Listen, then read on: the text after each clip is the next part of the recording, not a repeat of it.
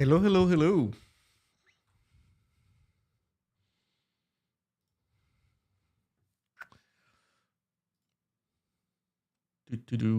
Let's see.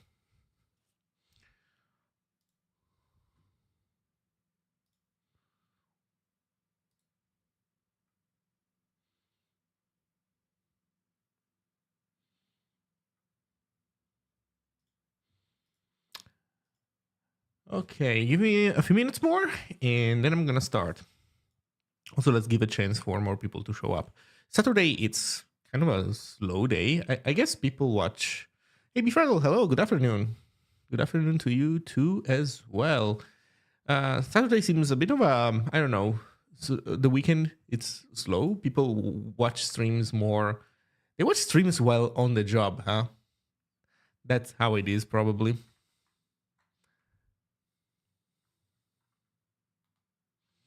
But you know what we can do in the meantime? Also, hello on YouTube. Let me see. Do I have YouTube chat? I do have YouTube chat. Oh, I should probably zoom it in, huh? There we go. Oh, that might be too much. Okay. I mean, while we wait, might as well. I mean, what does one do when waiting for something? They go on Hacker News, right? Is there anything interesting on Hacker News? Toyota, Kubernetes comic. Kubernetes comic.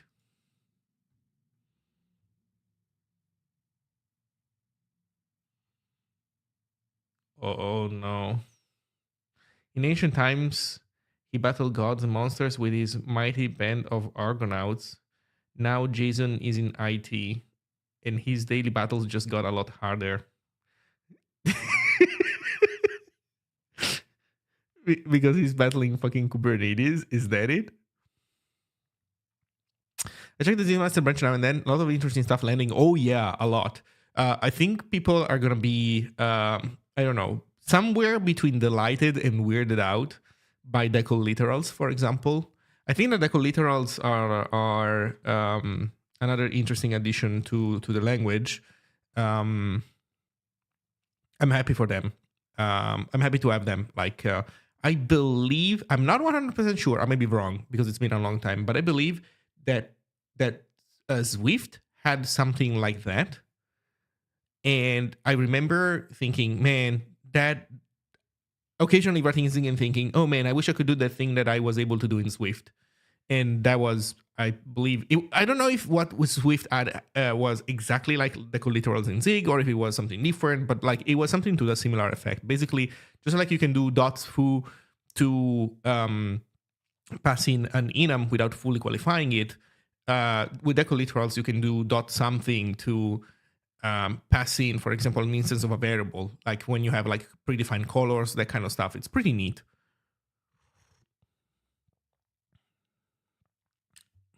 Yeah, if it's very well with Zig, I agree.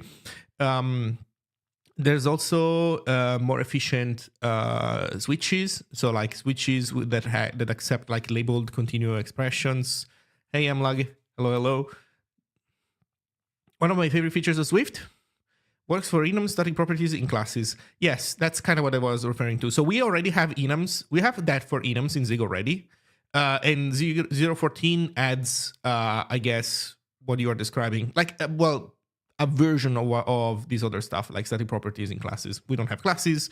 We don't have static properties. We do have, I guess, we have namespaced variables, which is probably what static properties are more or less in Swift. So yeah, it's coming. It's gonna be pretty cool. Yeah, also the switch stuff. I believe that people that the tokenizer implementation of the Zig parser now is using the new labeled switch continue expression stuff, and that has made the tokenizer faster. Which, by the way, these are all improvements that would be nice to now also implement in my own parsers. Well, my own parsers are like, they're not the fastest for a variety of reasons. Like the HTML token parser, for example, that I have, I should definitely try to do some SIMD stuff to it. And I have a plan for it. It's just that it's on the list of things that I need to do. But for example, this new Switch stuff, it's gonna be an easy win, like a lot of bang for a little. Well, is that it? Yeah, a lot of bang for a very small buck. So I should probably do it sooner than later. In any case, so the Google Kubernetes comic. So let me put it this way. Okay, with all due respect to the person who, to let's say like to the artist or artists plural that worked on this. With all due respect to them, I have to say a comic coming from a fucking ad company, not great. A comic coming from an ad company about one of their product, not super ultra great either. But let's suspend our disbelief for a moment. Let's imagine that behemoths, like huge multinational companies, can be fun. And let's see how fun is this comic. In ancient times, he battled gods and monsters with his mighty band of Argonauts. Now, Jason is in IT, and his daily battles just got a lot harder because he has to use Kubernetes, and it sucks. His company's MMO is a hit. He could have worked on anything, but of course it has to be an MMO with loot boxes and shit. He's working on OnlyFans. At OnlyFans, I guess. But ops, like operations, is having major growing pains. Oh, looks like Bessie is a gunner captain. Sniff. This is the, oh my god. So this is the thing where, when people describe especially in boring talks, how the cloud has changed how people deal with deploying software. Where previously servers were pets, and then now servers are cattle, because through all the automatization, you don't care much about an individual server. It's just like a random nameless resource that you can, that machinery pulls up and down. In any case, let's see. Quit dragging your heels and order more servers, and please don't give them names. It's creepy. Awesome reference. I have to say, this is already going super well. For Hera's sake, who knew delivering these services would be so hard? Why isn't my code up yet? Out-of-date cycles are too slow. Game's gonna get stale, boss. Oh crap, power's out again. Sorry to call it 3 a.m., but we can't scale up fast enough. Why can't it just work all the time? I don't understand. Like, who is this comic for? It's not human being. Like, clearly this comic is not made for human being. It can. With Kubernetes. Random person coming in from the window. It's me, Athena. Okay. Goddess of wisdom. Okay. Craft. And containerize applications.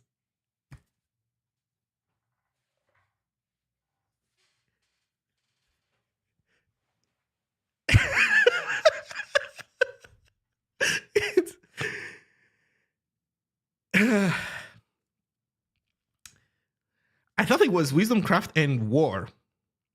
Mortals have enough war. You need containers. Also, I'm diversifying.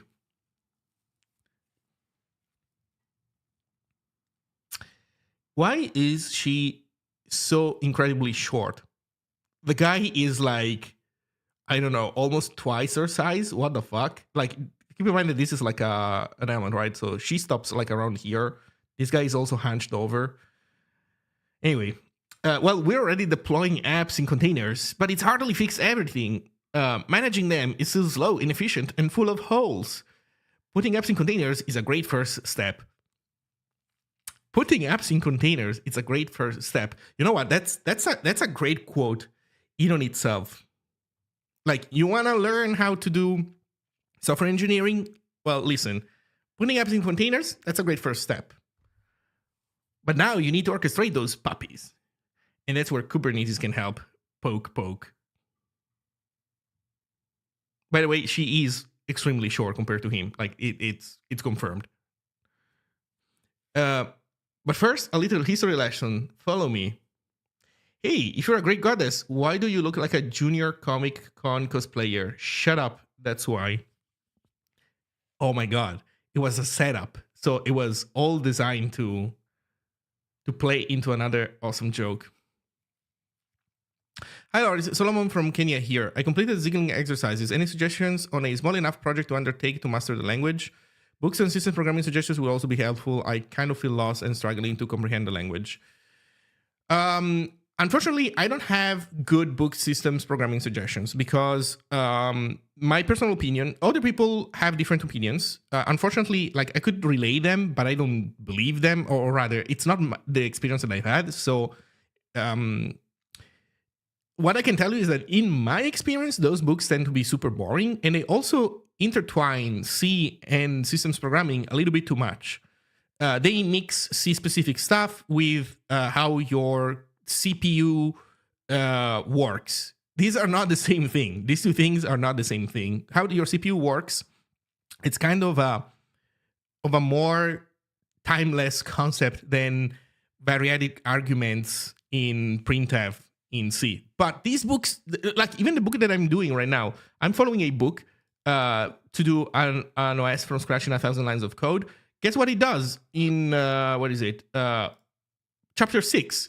It tells you, yeah, let's implement our own, a piece of the C standard library because we need printing. By the way, printing from the kernel, when you're developing a kernel, it's not immediately obvious. It's kind of quirky, right? You don't have an OS that gives you like a terminal. You have something else that gives you a terminal, thank you, thankfully. But in any case, it makes you do this stuff. And like it's full of silly C-isms everywhere, which are completely worthless.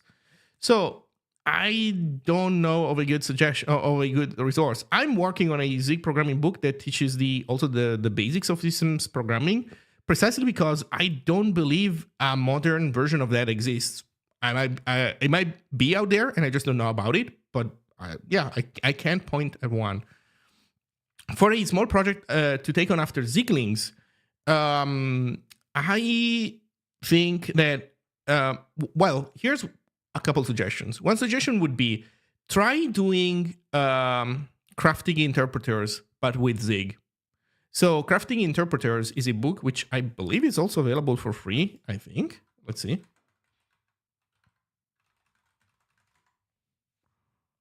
People like it a lot.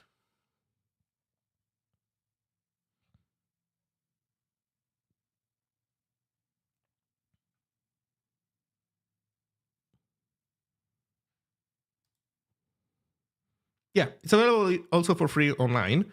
And it takes you through the steps of implementing a programming language.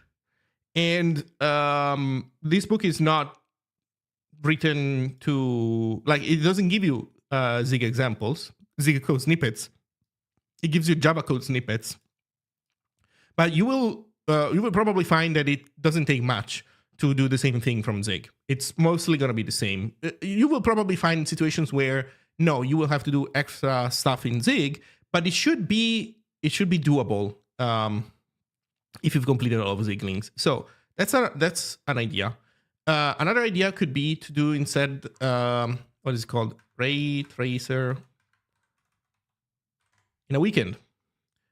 Oh, ray tracing in a weekend. So ray tracing in a weekend also takes you through the steps of doing a ray tracer application. It uses C++. That's unfortunate.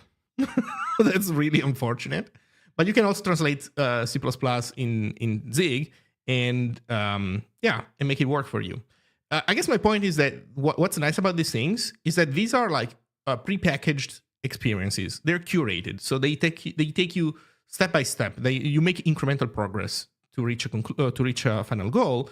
And so, if you get stuck, you just need to trace back one step. Like you go back to the previous chapter and you look again, and like that's once you solve that, you can move forward. Yeah, I did say incremental. So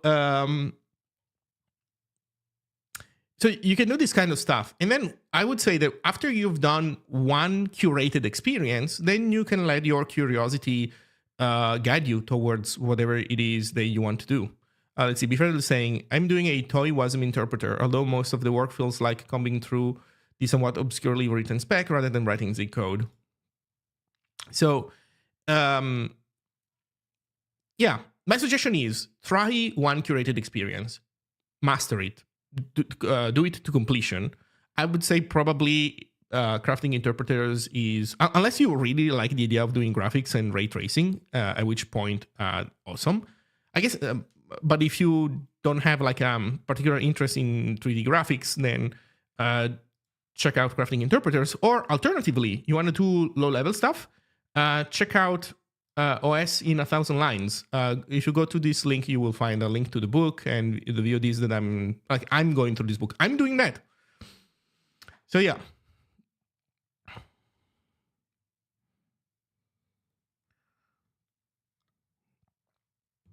Do one curated experience and then do things on your own. Okay, let's continue our delightful comic book. I'm so invested in this story, man. I want to see where that goes. Whoa, where are we? Welcome to an ancient time, long ago, when the wedge sneakers were popular. Game of Thrones was like on season 2, and monolithic applications ruled the earth.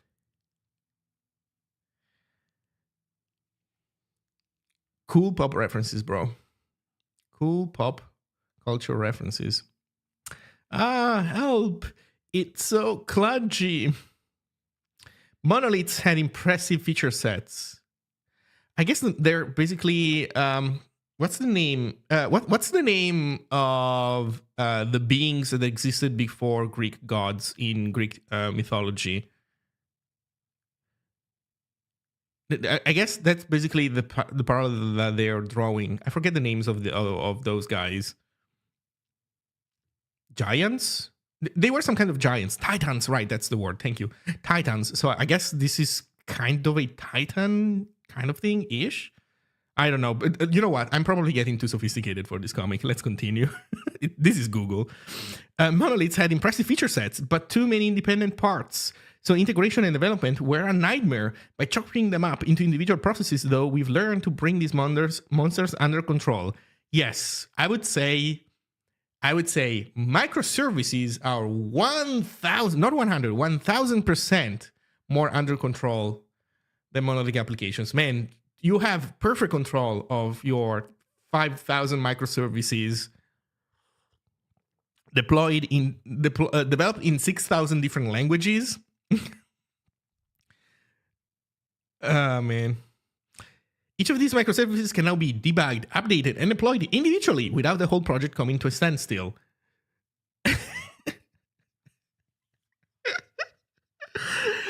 Oh man, an important step on the path of continuous integration and delivery. They still have to talk to each other, right? Sure. They're loosely coupled with a lightweight protocol, just enough to cooperate. Looking sharp, you hitting on me. And to preserve the network of dependencies that tied the big apps together. Thing is, if you run these services on a single OS, you might get conflicting library versions and application components.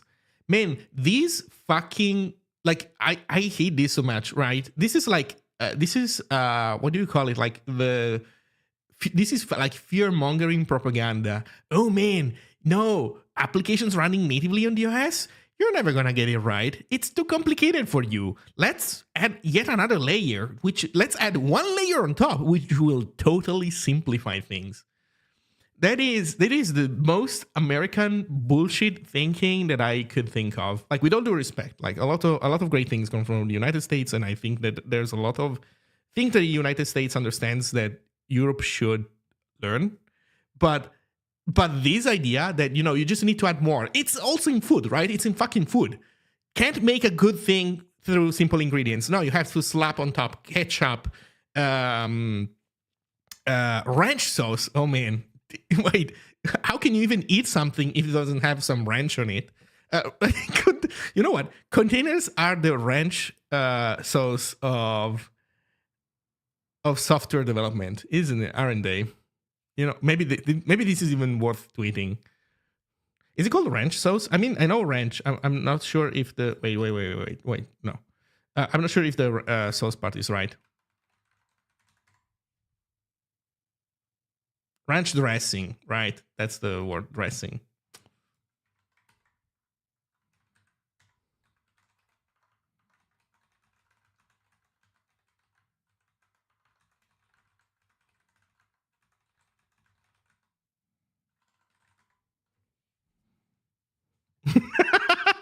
There you go. Let's ranch out of it.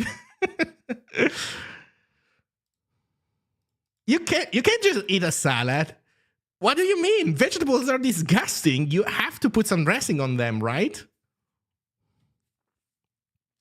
So if you put them in a ranch dressing machine, apps could still conflict with one another. And if you create... You see, but even one dressing is not enough. Like if you put too many apps into one box, they conflict with one. How do they conflict with one another? Like what is the conflict? So here you can say, okay, you have conflicting library versions, cool, whatever, man.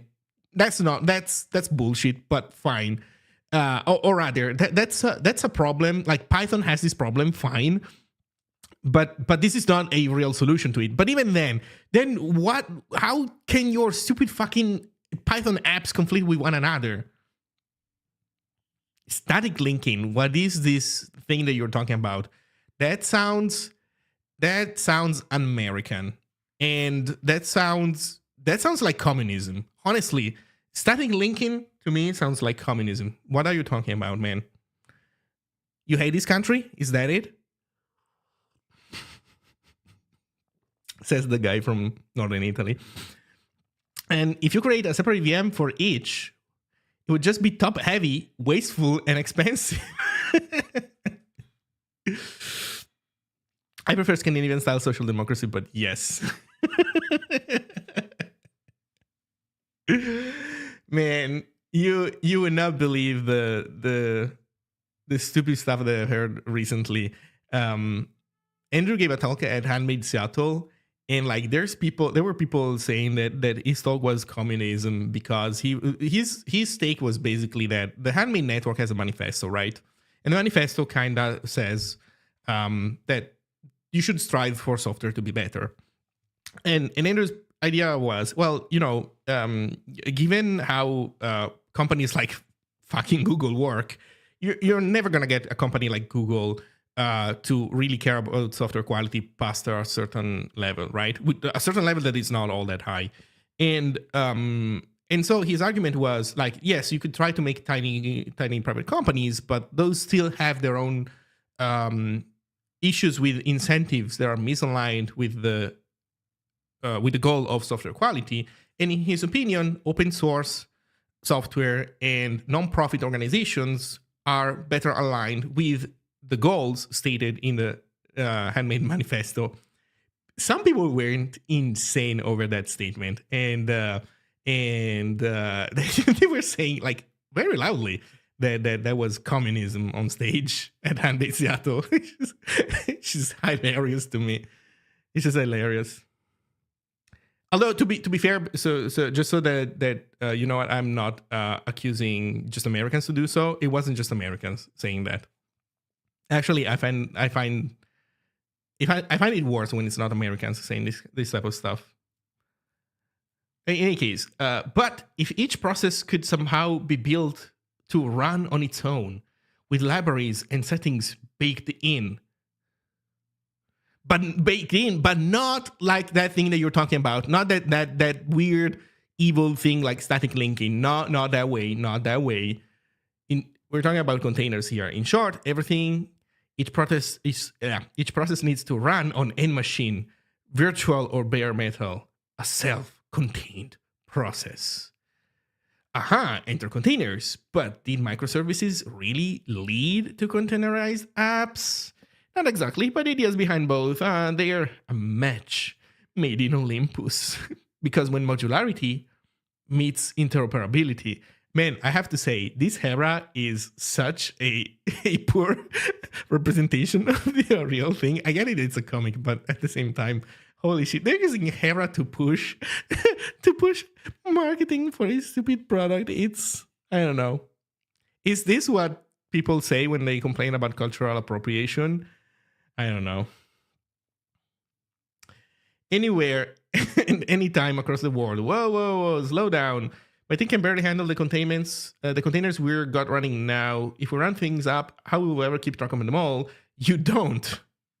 Right. And automate all those containers with Kubernetes. It's great for health, man. Also, Star Trek in jokes. What? There's a star here? The Kubernetes origin story. Okay, no, please. Thank you. I'm good. The comics is already rough enough.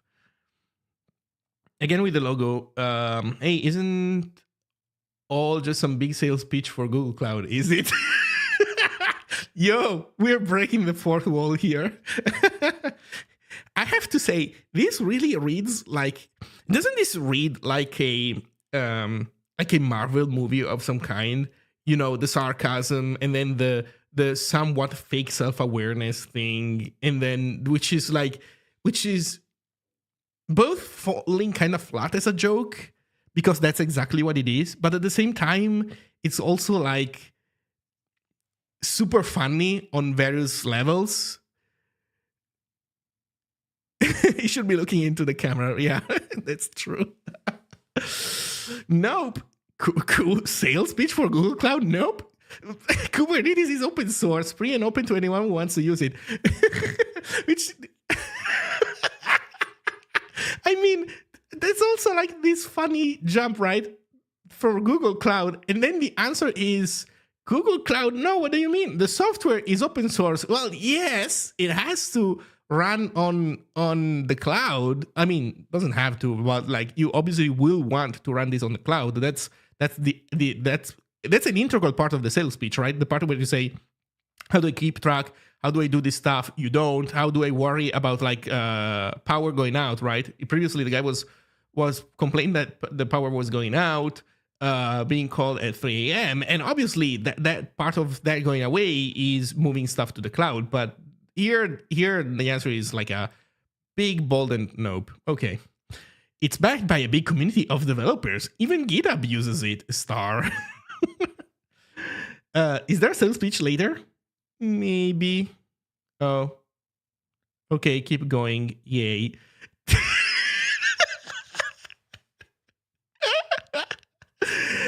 What is going on here, man? What is going on? So Kubernetes has a few key goals.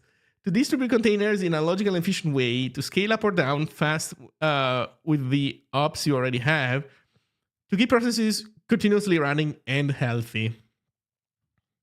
Most importantly, to give you power over what gets done without forcing you to micromanage how. To do this, Kubernetes adds a new level of abstraction for container management, the pod. One more level of dressing. So, okay, Americans in chat, please help me out. What comes after ranch? So you got a salad. What comes after ranch? By the way, serious talk, croutons. I feel like there needs to be some other dressing between ranch and croutons. Bacon bits. Is that really where you stop? Just ranch? Do you guys love ranch so much? Buffalo sauce. Let's go. The fuck is buffalo sauce? Wait, is it made out of actual buffalo?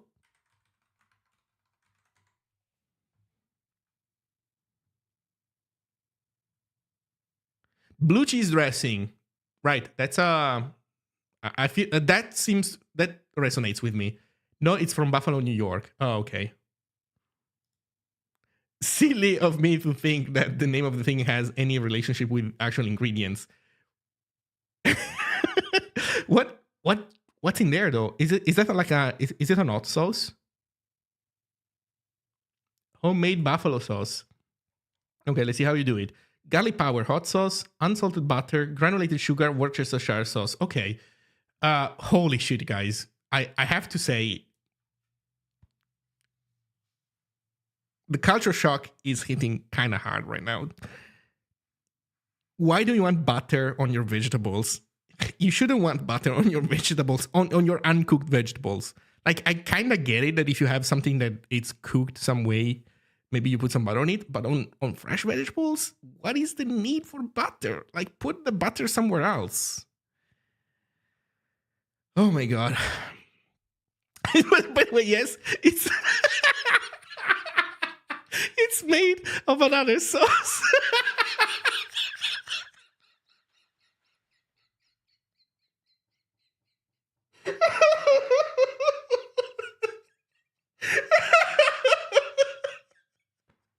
Oh my god. Oh my god.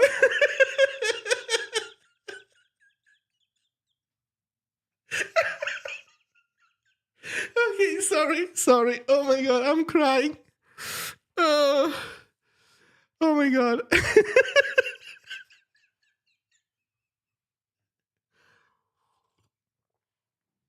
Oh my god. Okay.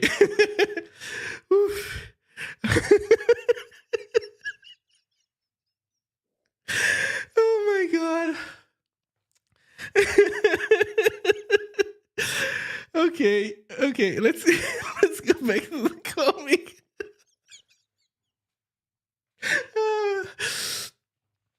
Oh my god. Okay. Whew.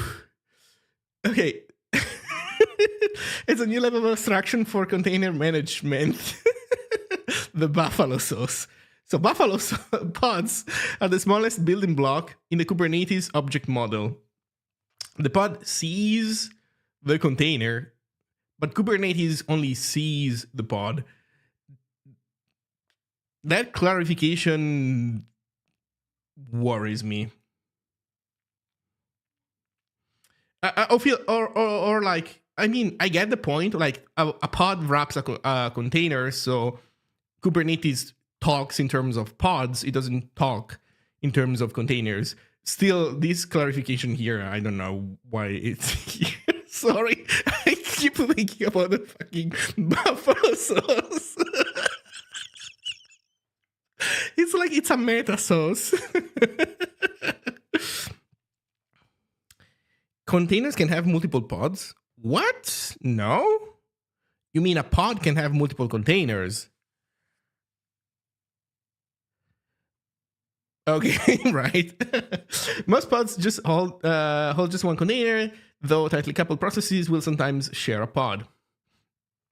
Wait a second. Guys, I have an idea for a product. So first of all, if you put all these containers in a pod, they're going to fight each other, right? So what I'm thinking is that we should break them apart into metapods. Group of pods are then collocated on a single machine, real or virtual, each of which we call a node.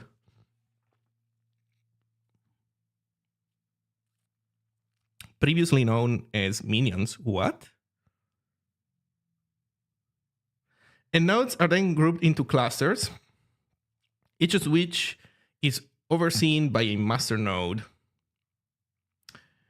Those clusters are put in place by the deployment, a simple YAML file declaration by you, stating the ideal battalion of processes you want up and running to do your bidding. Kubernetes then selects the machines and propagates the containers in each pod, pulling down the container images specified in the deployment container registry. So do you want to pick up motherboards? Well, here he comes. Here he comes. So do we want to pick up motherboards? Yes, I do. I do want to do that. You want what Linux distro do you need? Ubuntu, CoreOS, Debian. I hadn't really. What do you mean, dude? You better have an opinion on which fucking distro you want to put your shit on. I hear Utah is nice. Want to put it all in Utah? Why the hate on Utah? What did they do wrong? Why is the guy so much against putting stuff in Utah? Is this some kind of in joke? I mean, I think I know that people have it out for Ohio sometimes, but is Utah also? I mean, maybe, but IP addresses. Wanna pick? Oh, you're a software developer? Name every IP address out there. Exactly. Yeah, I don't care exactly. That's the beauty of Kubernetes abstracted infrastructure. Who cares what machine your process is on? They're all the same to you now. In the same way that all containers made from a given image will be interchangeable with one another, identical, in fact, well, assuming that your developers didn't put any state in them. And actually, containers, at the end of the day, do all the little bit of state, no matter what, right? If you have like an open connection to one of these things, it's not like you can easily, like you have to work to be able to switch from one another without interrupting the connection, that kind of stuff. So anyway. So with interchangeable containers replicas and interchangeable machines, Kubernetes can drop each replica just into the right place. Okay, delicious. Let's get to the sales pitch. I want to see the sales pitch. Kubernetes is self-healing.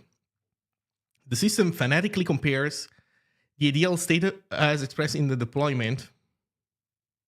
Like, you're a software engineer. This is, okay, while I do think that this is really not designed, this is not really meant for human beings, they do want to show this stuff to software engineers. And imagine that you're a software engineer and what is being how a piece of software is described to you, like its behavior is fanatical.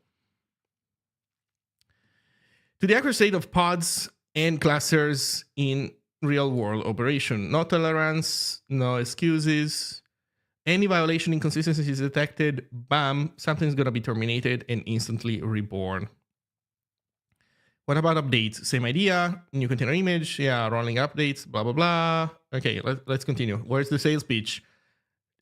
It's a new millennium now, boy. No one reaches into their pocket wondering if an app will be available. It's up and running or you're dead and buried.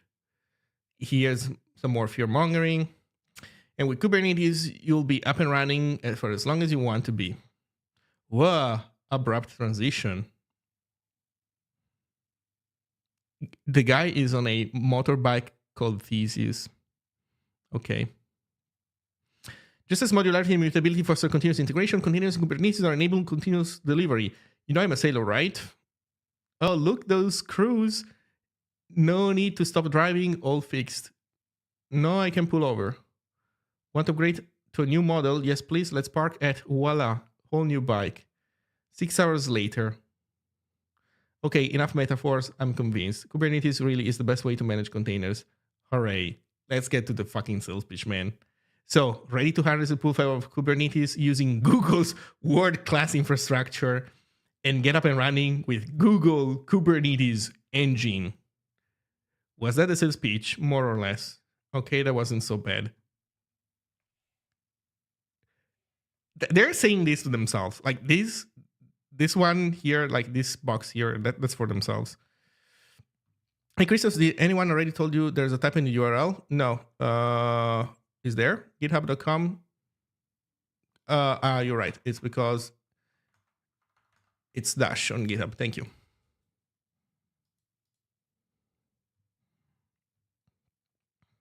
Your next project needs a comic instead of a changelog or blog post. Yeah, I agree. Whew, man, this was intense. Let's get to the end scene. I'll tell you what, I'll get my team on it, sign them up for some training. We can try having our first nodes up and running in maybe 10 weeks. Or how about 10 minutes? Oh, now we're switching. Wait, this is not a comic book anymore.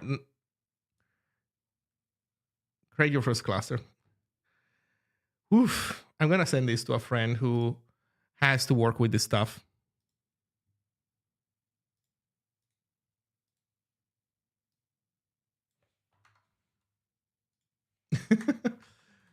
Okay, enough silliness. Let's get onto the actual OS work.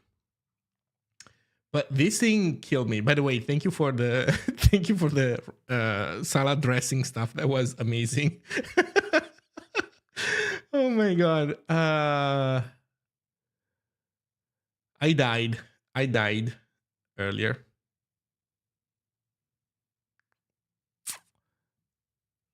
Where did it go? Wait, is this thing not on Hacker News anymore?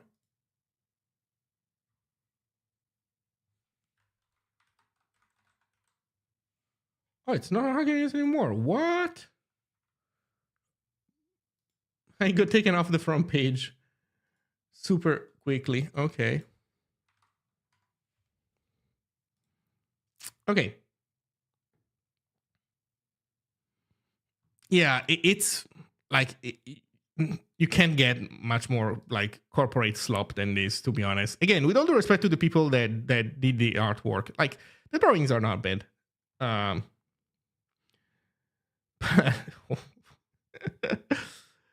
Okay, Kubernetes. Buffalo sauce, love it. Okay, where did we leave the last time? So we implemented processes, right? So we have processes running, and we can switch from two different processes. But these processes are all running in kernel mode. We're basically implemented like in terms of utility of what we do, it's not that useful, right? We have two functions, process A that prints A and process B that prints B, and then they yield. After they print, they yield to towards one another. And then there's also another process, which is like the main process, the one that creates the two processes and then yields into them. But the idea is that we never want to run this one. Like, it's good that we don't forget about that. We keep track about the stack state of this function, and including like the program counter and stuff. Well, not only stack CPU state for continuing this function, but then we never return to it. We keep ping-ponging between process A and process B. Zig build run. You see, we keep pinging. We do, it prints starting process A, and then prints A, then starting process B, and then B, and then it keeps going A and B, A and B, A and B. Okay. So next up is virtual memory. Okay, page table, memory management and virtual addressing. When a program accesses memory, CPU translates the specified address, virtual address, into a physical address. The table that maps virtual addresses to physical addresses is called a page table. By switching page tables, the same virtual address can point to different physical addresses. This allows isolation of memory spaces, virtual address spaces, and separation of kernel and application memory areas, enhancing system security. Yes. Can you explain the use of comtime interfaces? I'm not sure what a comtime interface is. We don't have comtime interfaces in Zig. A comtime interface is you accepting any type and then calling stuff onto it. And then as long as the stuff that you call on it, like if you accept foo, which can be of type any type, then if you try to do, foo dot bar, like you call a bar function from it, like a bar method from it, then anything that has a bar function in it can be passed there, and the code will compile. That's kind of how it is. It's like it's duck typing, basically. So it's not exactly interfaces, it's duck typing. Structure of virtual addresses. Let's see. In this book, in this chapter, we'll implement hardware-based memory isolation mechanism. In this book, we use one of RISC-V's paging mechanisms called SV32, which uses a 2-level page table. Let's go. I think x86 has, 4 levels? So I guess that's less work for us in this case, which is good. I'm guessing also probably this is the main reason why we're doing 32-bit RISC-V, because I don't imagine that anything else that we did on the 64-bit version would be particularly different, probably. This guy would be different on 64-bit, I imagine. In any case, try RISC-V SV32 virtual address breakdown to see how virtual addresses are broken down into page indices and offsets. Okay, what's this thing?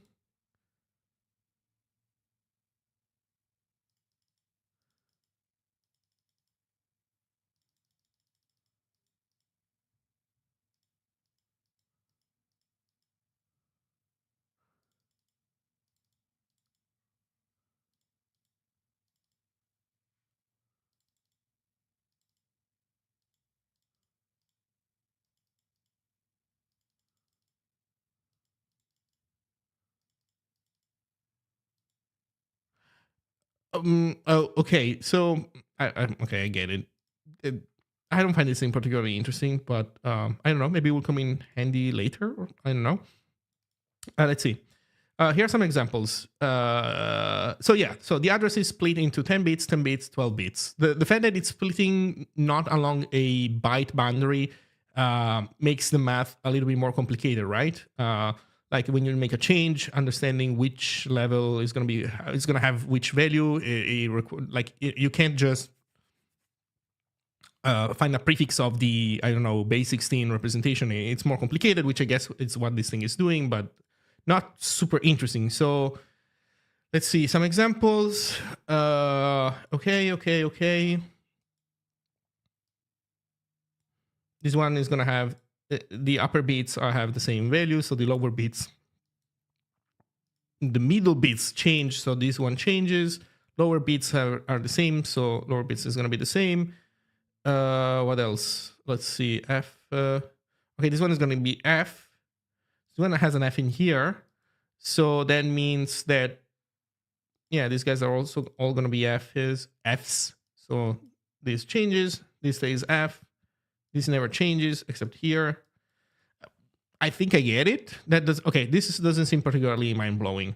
From the examples above, we can see that the following characteristics of the indices: changing the middle bits VPN 0 doesn't affect the first level index. This means page table entries for nearby addresses are concentrated in the same first level page. Changing the lower bits doesn't affect either VPN 1 or VPN 0. This means addresses within the same 4 kilobyte page are in the same page table entry. Yeah. This structure utilizes the principle of locality, allowing for smaller page table sizes and more effective use of the TLB. When accessing memory, CPU calculates VPN 1, VPN 0 to identify the corresponding page table entry, reads the mapped base physical address and adds offset to get the final physical address.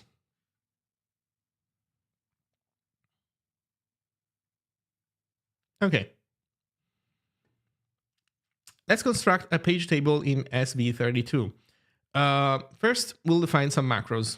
SATP SV32 is a single bit in the SATP register, which indicates enable paging in SV32 mode, and page star are flags to be set in page table entries. Yeah, it's kind of unfortunate that they're only telling us about this bit. They don't tell us about the other bits, which I guess it's fine. Because right now the other bits, we don't know what they do. We don't need them. But the fact is that this way we are basically kind of forced to do what they do, which is just create like a bit shift, a value, and just make an int out of it. While if we had the full picture, we could create a packed struct. So we could create a packed struct that fully represents the entire register, and it would be more idiomatic in Zig to do that. But it's fine. You can also do stuff like detect if a number exists and only call it, use it if it does. So it's a little more advanced than plain duck typing. Yeah, there's some, you can also do reflection. It's that duck typing plus reflection. Okay, well, let's implement these things. So where do we put all this stuff? You know what? I'm thinking that we can put all the virtual memory related stuff at the very end here.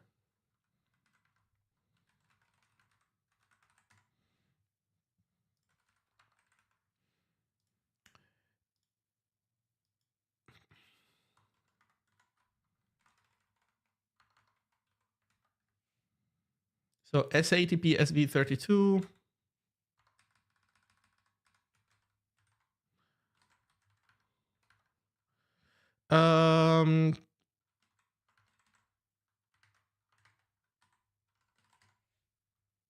So shift left.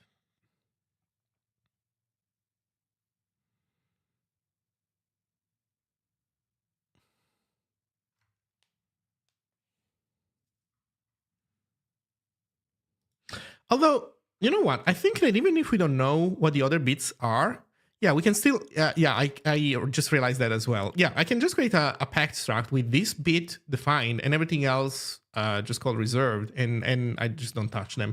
Okay, let's see how that would look like. So const SATP equals packed struct. And then here we do, we do 31 bits, right, of reserved memory.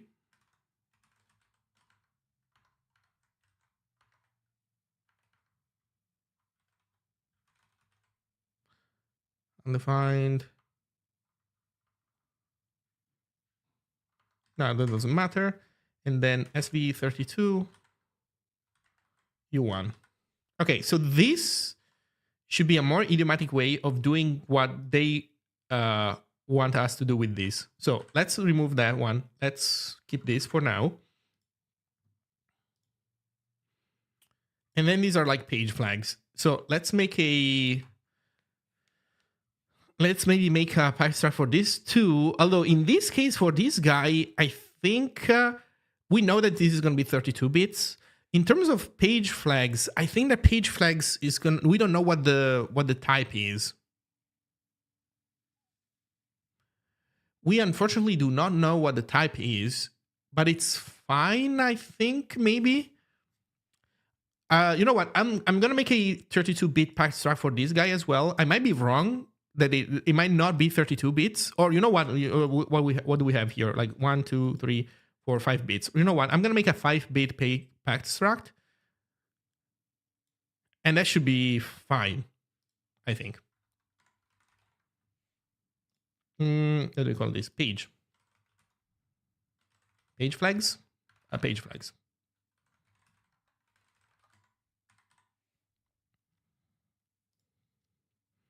So VRW, V, I don't know what it is. Valid. Oh, entries enabled. Then read, write, execute. User, accessible in user mode. Oh, interesting. So look at how nice it is. Valid, read, write, execute.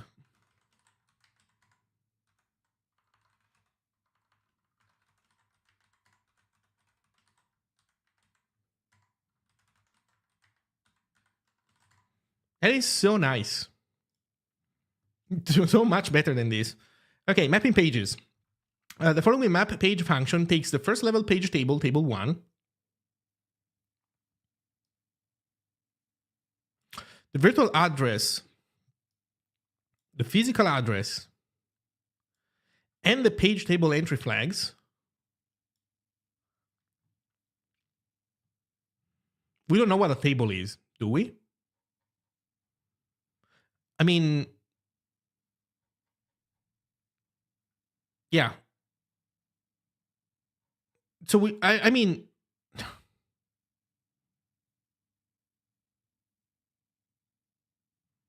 does that mean that it's the CPU that initializes the memory? No, it has to be on us. That would surprise me hugely. It has to be on us to do the initialization. I guess we'll do the initialization later. Or you know what? Okay, let's not jump ahead. Let's just continue. Okay, map page.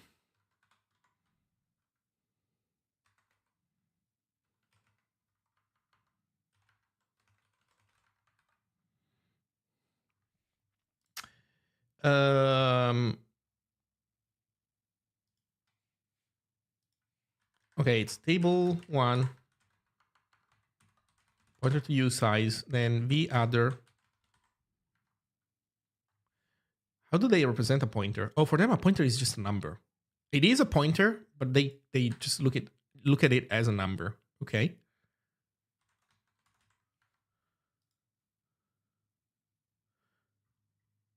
And then physical address. They have a type for a physical address. We don't. I think it's fine though.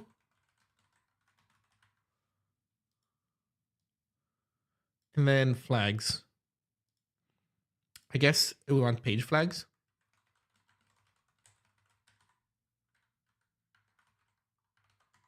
Actually, I don't know if this is void or not. So let's see. It is void. Okay, so first of all, if not is aligned, unaligned v other has to be aligned to page size.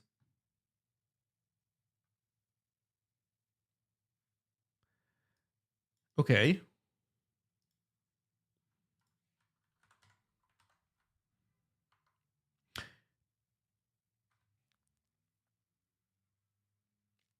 How do we align cast that thing to test its alignment? Well, I guess we don't use align cast. We just do the math on it, and that's it. I guess that's fine.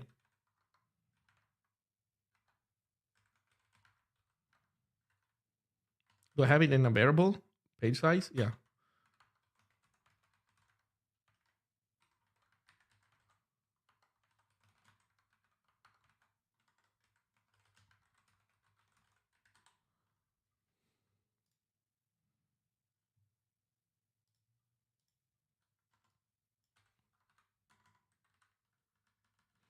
Let's use the nice printing. So std debug.panic.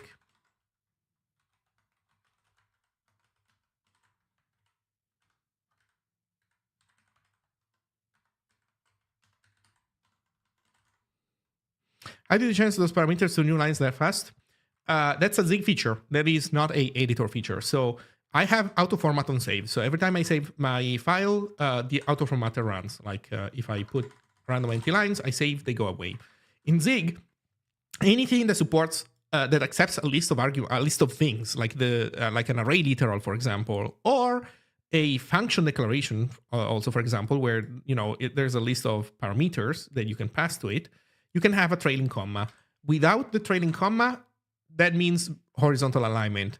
With the trailing comma, that means vertical alignment. So you put or take out the trailing comma to basically have the auto formatter to communicate to the auto formatter what it is that you want. And the auto formatter allows you to quickly switch between the two modes. That's actually well thought. That is most of Zig. Like most of Zig, there's like every time you encounter something that behaves in a curious way in Zig, most of the time you think about it for a moment and you realize, oh, that was actually well thought.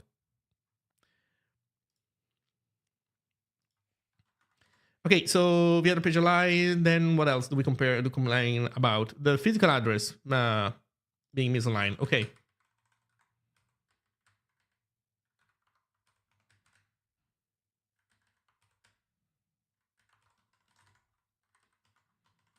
Okay, next. Okay, VPN 1.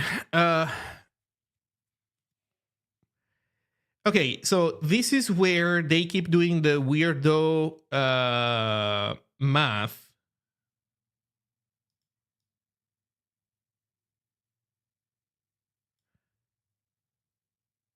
They're shifting down and then using an end. I'm confused about why. I'm a little bit confused about this. Is this for widening?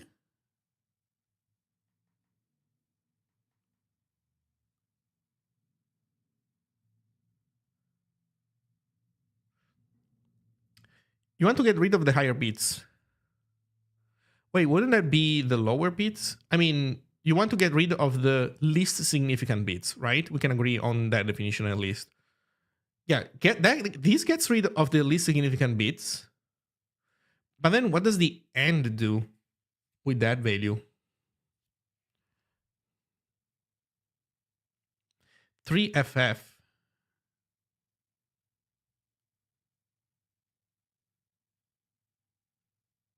Oh, you know what I'm thinking? I know what this is. Wait, I know what this is.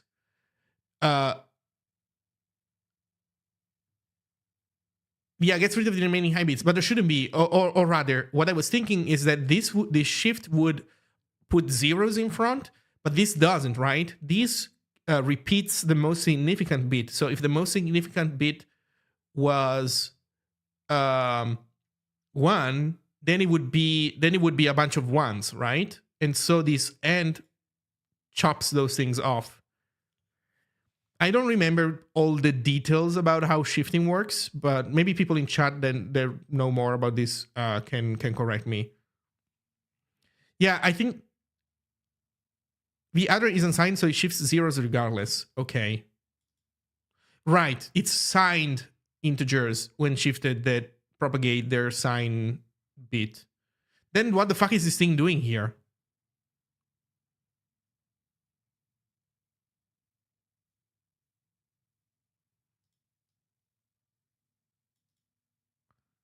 Well, here's what I'm thinking anyway. You know what? I don't care.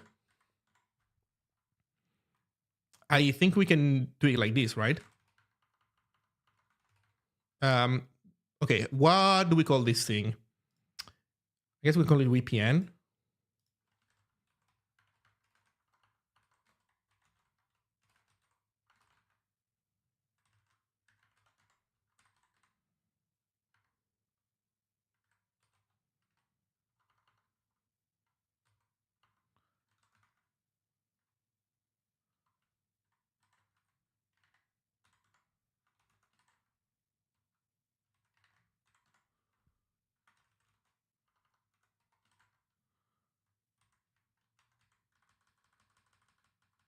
And then we can just cast.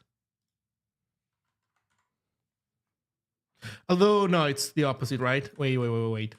Least significant, most significant.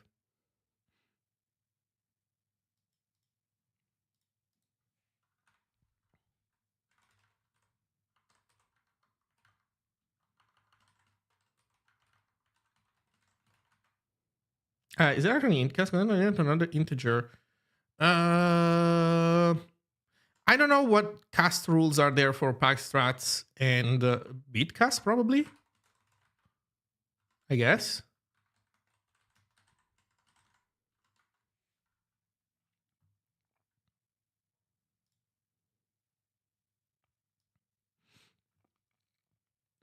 Okay, so let's see what happens here.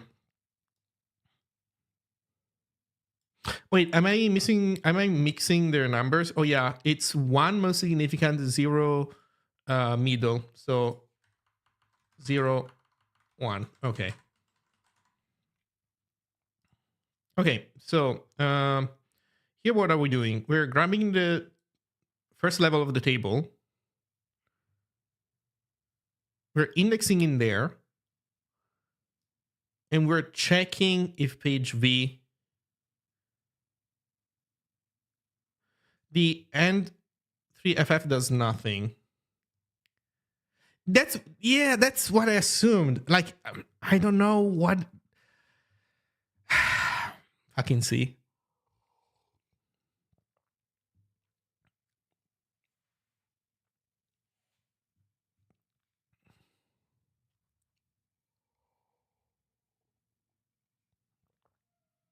Well, in any case, I believe that if we do this, we don't have to worry about that math, right? Because we use a packstract to separate these components in a more beautiful semantic way. So we should be good. So that means that now I can do. So table 1, this is a pointer to usize that they index in. So this is different. This is a table 1 is a pointer to an unknown number of actually page flags, right? Because they index into table 1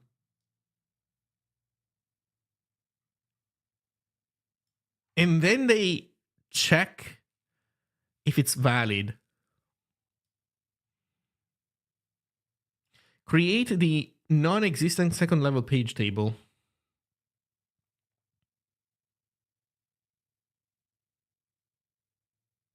Yeah, okay, so I get what's going on. This is like using pointers. Oh my god. So what's at that address is a pointer to the other level of the table, but some bits are used for flags.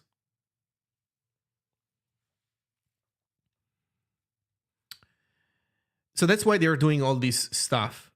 So if it's not existent, unlock pages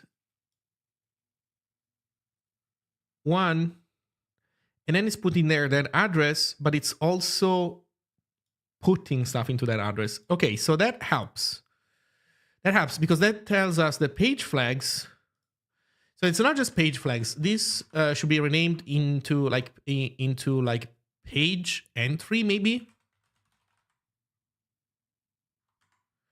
Where page entry has these 5 bits, and then this is also a U32 value.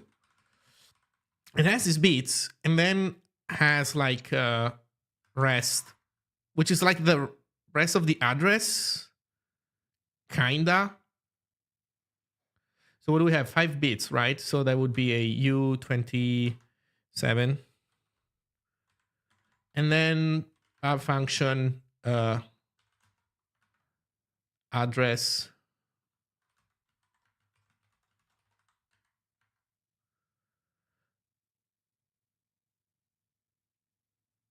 page entry returns a usize, I guess. That's pe._rest.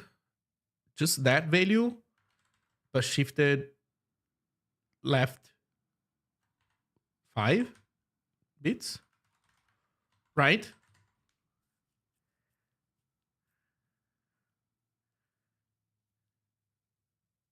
Although that's probably inefficient. Probably more efficient would be to just take the entire entry and masking it.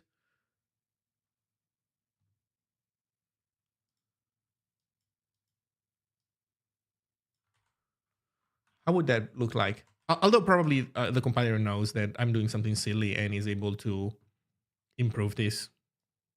Okay, let's see how that looks like. So now page entry is more serious.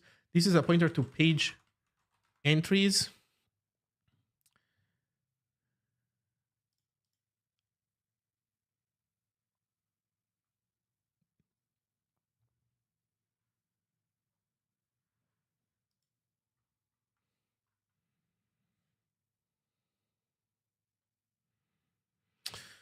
Let's see what people are saying. Maybe risky adds random bits to a right shift. even if it did add random bits to a right shift, you writing a right shift in C, since it's defined in C, would just make the C compiler generate more instructions. Zig has types that are not type definitions. What?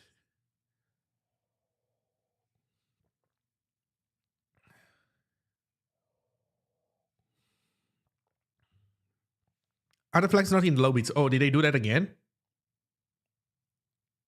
Yeah, they are. These are low bits. Like doing it goes from lower to most significant bits, right? Up abstract, I believe. So this should be correct.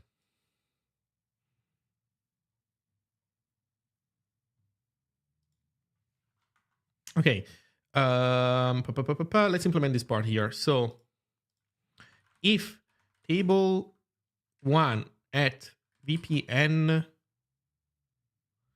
although wait a second, at VPN what dot 1,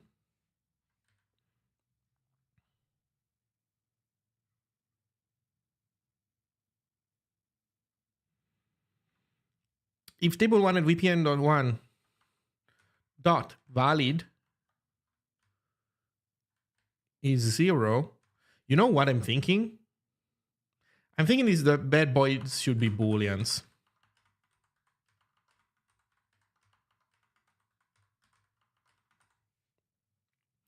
There you go. So if it's not valid, let's add it.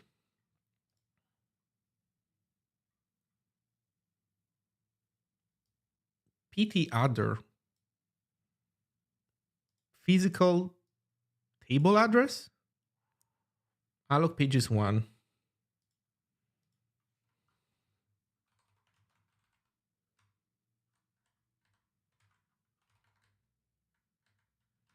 And we make it var actually.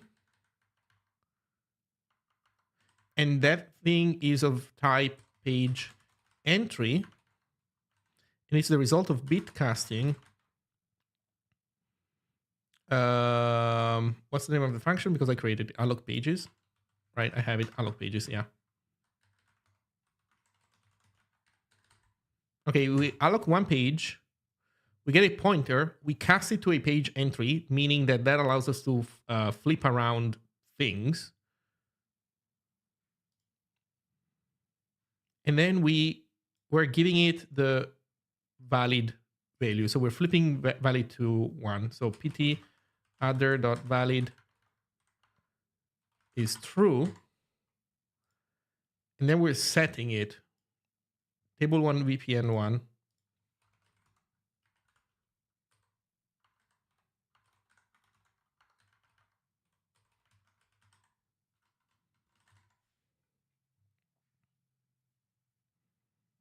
Yeah, Boolean in a abstract is basically just allowing you to have, better semantic usage of a single bit. This is another. What is it? Where is it? This is another. Oh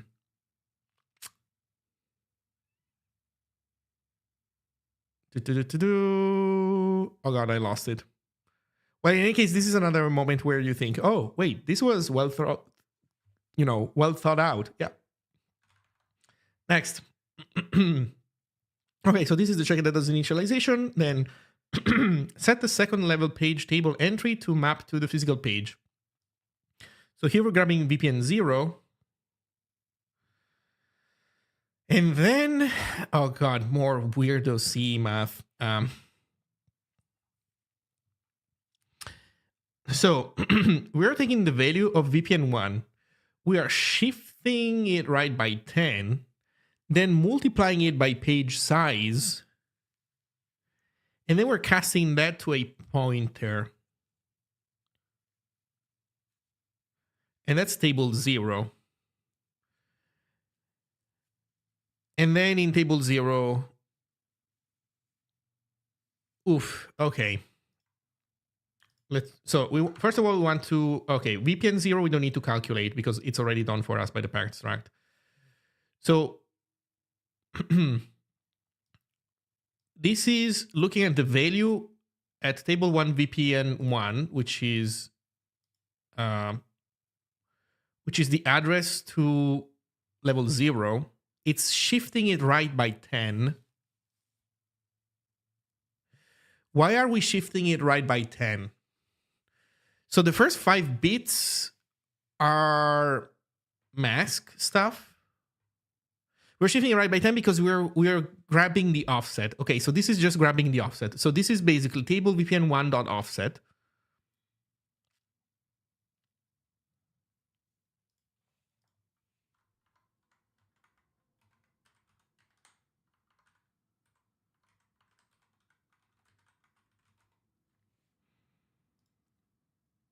Then we are multiplying it by page size.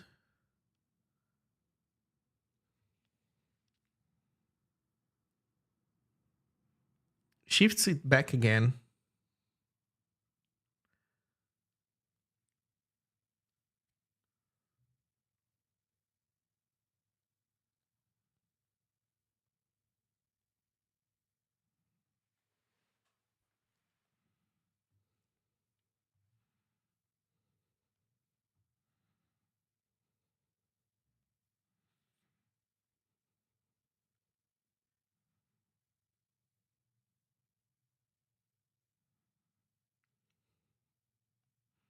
Page tables to be aligned in page boundaries. Yes. So this removes all the lower bits. So this just selects the offset. I guess the point is we're trying to turn this into a pointer to table 0, right? So I guess this is doing, is this just this? I guess this is it.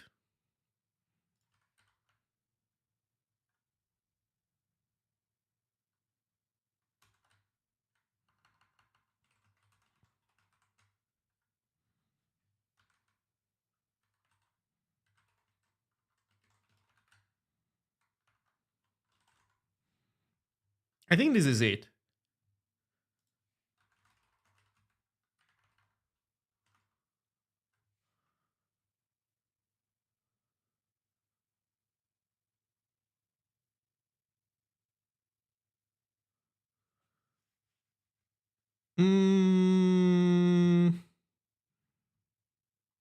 It's very different from what I was doing though before.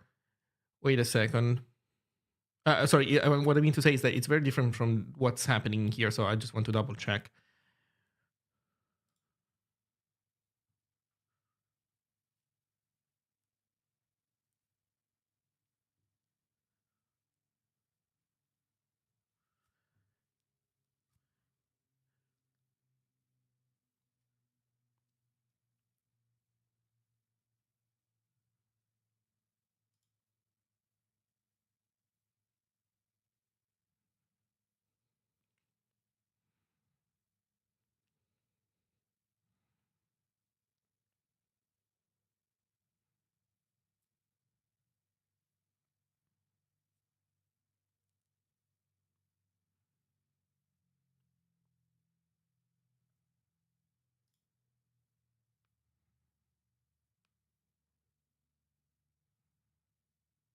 Yeah, I think that this is what we're doing. VPN1 contains an address to table 0, and then table 0 want to do table 0 index. Also, this is not just a pointer to page entry. This is a pointer to this, and then we do table 0 VPN.0, and then we set it to something. Physical address divided by page size. Shifted left 10 times. Flags page v. Okay, I guess we basically want to we want to cast the physical address to our packet extract. We want to extract the dot zero thing, or is it the dot offset? I guess one of the two, and then we want to set flags on it, and we want to ensure that valid is also on.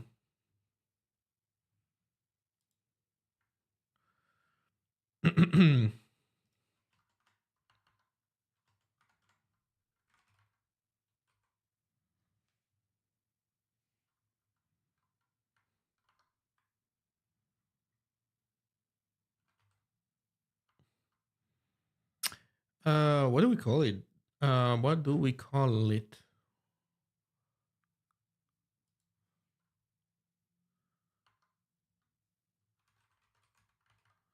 New PE, I guess.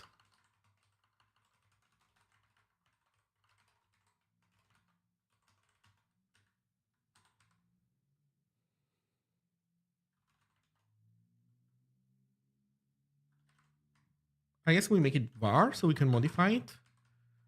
And then we do new PE.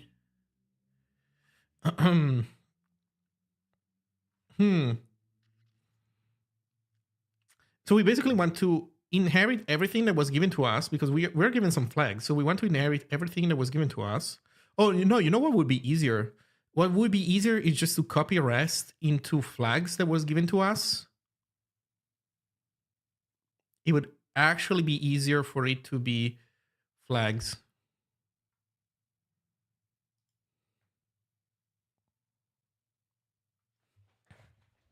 Can you link the reference that you use for this page table implementation? Yes. Go to this website here. Well, go to this repository, and there's a link to the book that I'm following.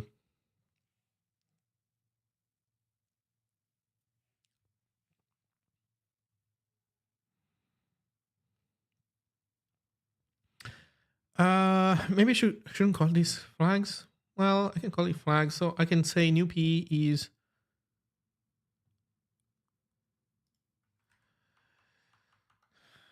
P other as PE.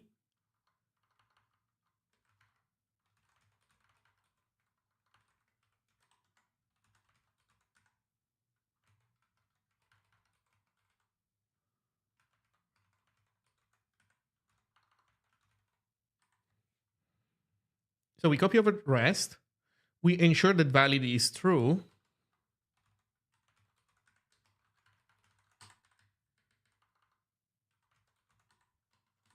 And then we put it there.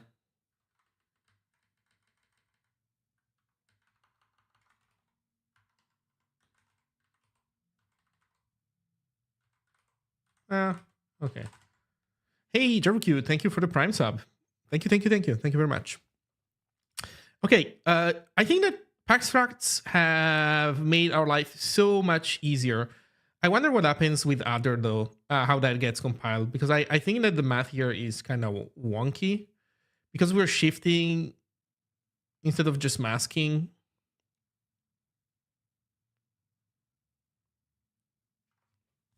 But in any case, oh, is this it? Okay, Neuroside was saying something about 12. Yeah, so 12 would be shifting 12.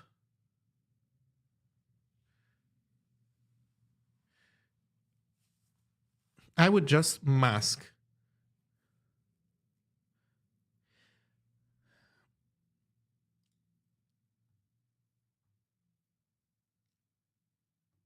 The problem is that the code would be super ugly, you know? Because we would, okay, first of all, we would have to get the entire packstract as an int. So first of all, we need to bitcast that.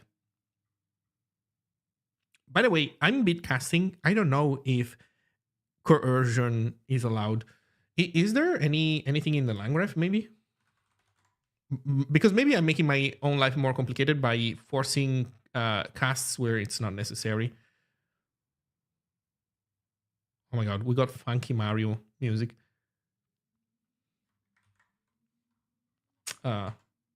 Packstract. Fields remain in the order declared, least to most significant. There is no padding between fields. Supports arbitrary with integers, although normally with fewer than 8 bits, we'll use 1 byte of memory. Bool fields use 1 bit. Enum fields use exactly the bit width of its integer tag type. Packed union field uses exactly blah blah blah. This means that a packed can participate in a bit cast or a pointer cast to reinterpret memory. It even works at comp time. Okay, so you are expected to bitcast this stuff. Oh, but this is bitcasting from packstract to packstract. That is okay. What about going from numbers? Like normal numbers. Full dot number. Missize packstract.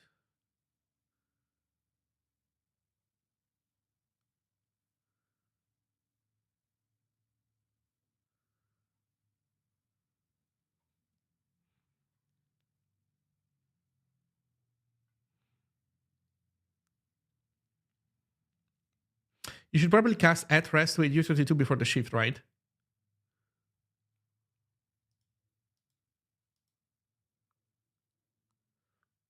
Shouldn't the widening be happening automatically? Like if you take a 27-bit value and you shift it left 5 bits, like this should imply that the result has to be U32, right? You know what? We'll see once I compile and we get the compiler yelling at us. Okay, let's let's watch this fail. Let's see. Let's see. This function prepares the second level page table and fills the page table entry in the second level.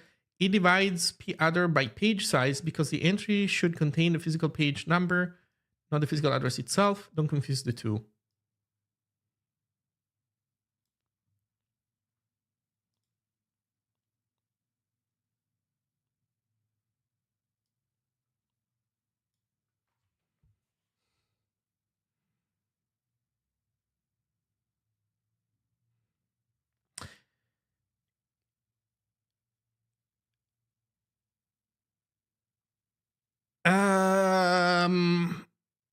I think that I made this mistake.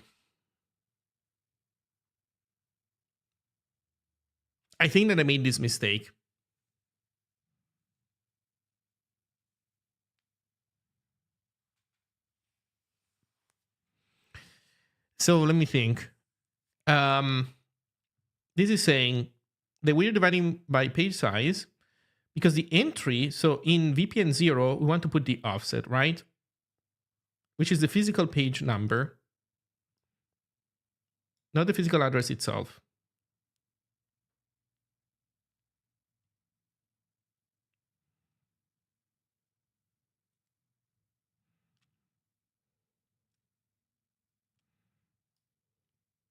Mm-hmm.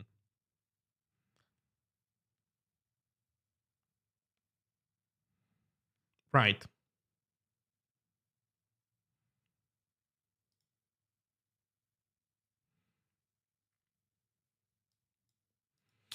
Yeah, because we're turning into a page entry.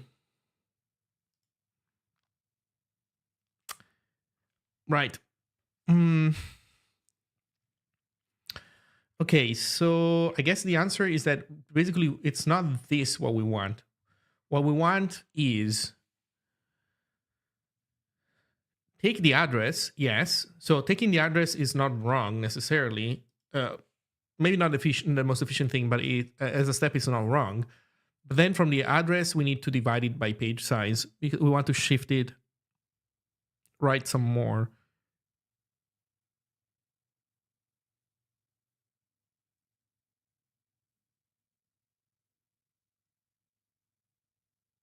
But I'm really confused why for me pe.res shift 5. I think that makes sense. It's because we're shifting 5, but we're already. I'm confused. We take the address, we divide it by page size. So the address is going to be an address that has a bunch of final zeros because it's aligned to 4K. So we take those away, and then we shift everything 10 bits left.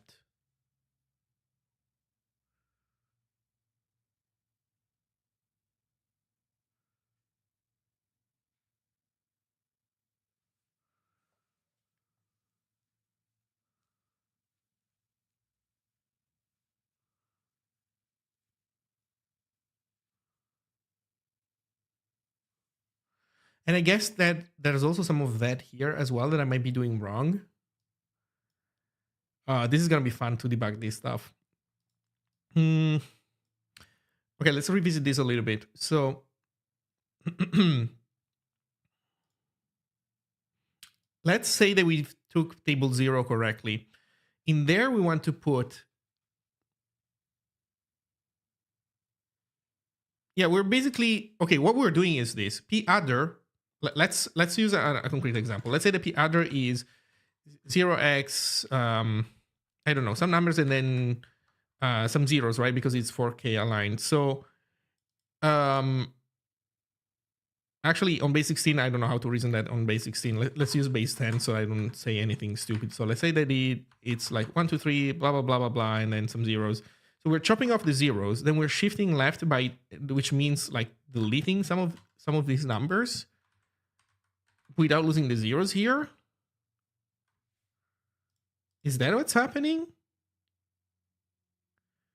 Yeah, kind of, because we want to leave some space for these flags.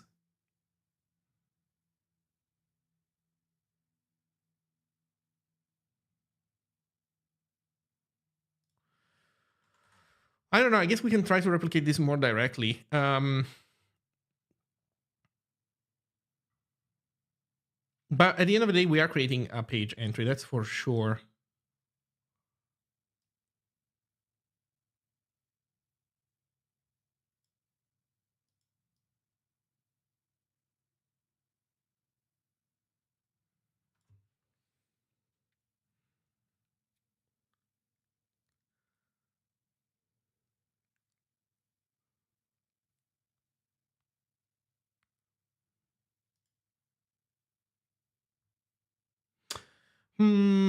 You know what? I need to see. Maybe we should run this and watch it fail. Sorry, I'm getting stuck for no good reason. I'm kind of frozen by the fact that I'm not sure how to proceed. Maybe you know what? Okay, here's what I'll do. I'll replicate this more closely. That's gonna be it. So we take physical address and more closely we replicate this behavior here. And then this final part we still do with packstructs. So we want to do this. Take p_other, and instead of turning it right away into a page entry, we take p_other, we divide it by page size.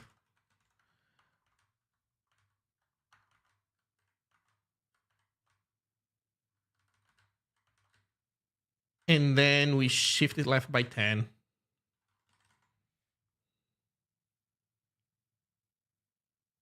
And I think this should be it.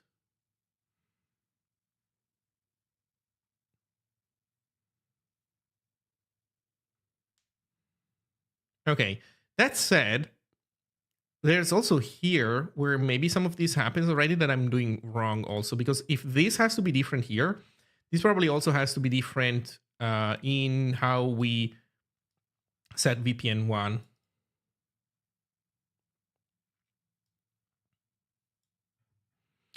Take the pointer address.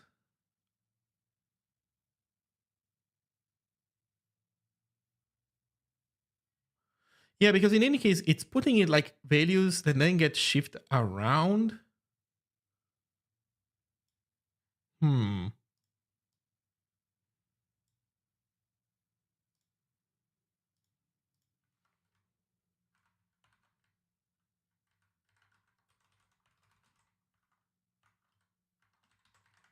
Is that it? Yeah.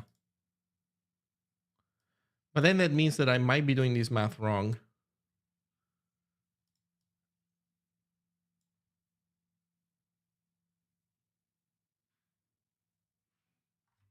I guess we'll see.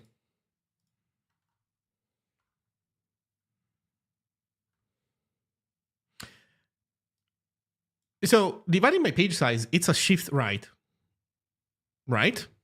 Actually, just to confirmation for people in chat, that's basically what dividing by page size is, right? It's a shift right over this value. So in a sense, these two operations could be collapsed into one, right? Shifting right by page size. What's page size? It's 4K. How many bits is that? What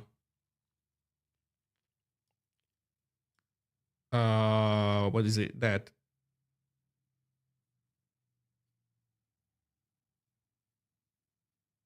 12 bits.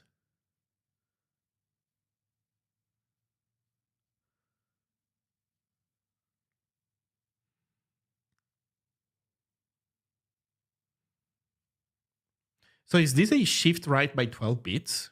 Is that it?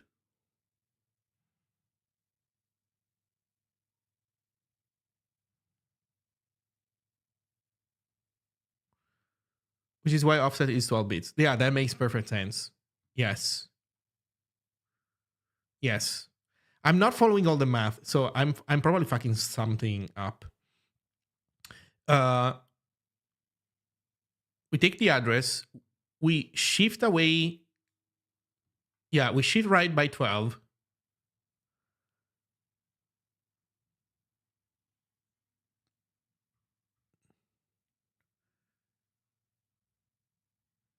And then we shift back up by 10.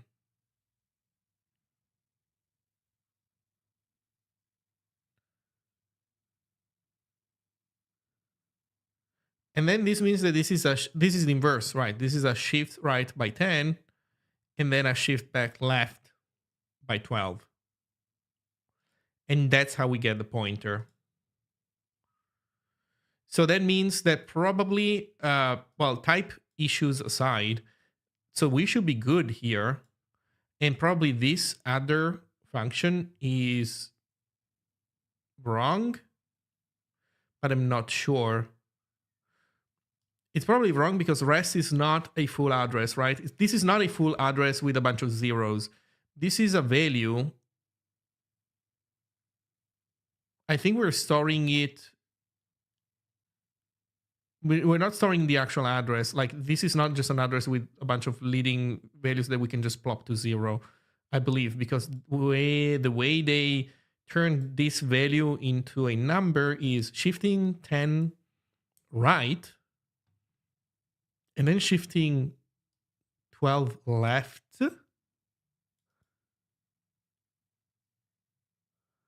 Rest contains some extra flags.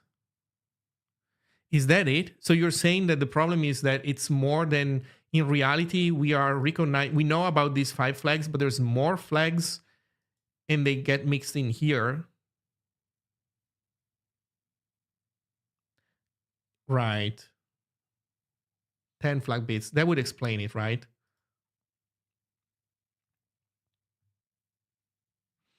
The problem is that we're given like incomplete information. Then yeah, that's why there's a shift by 10.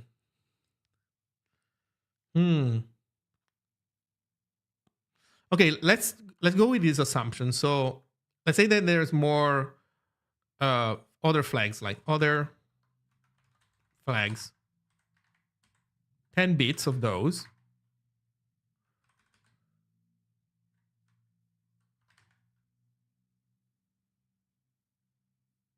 So that's how it should be. Mask off all the flags.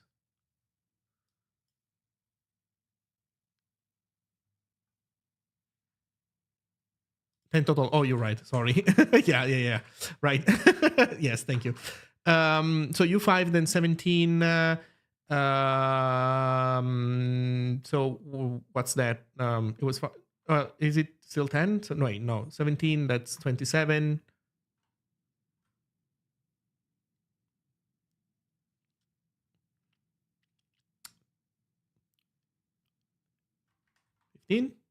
So that's it.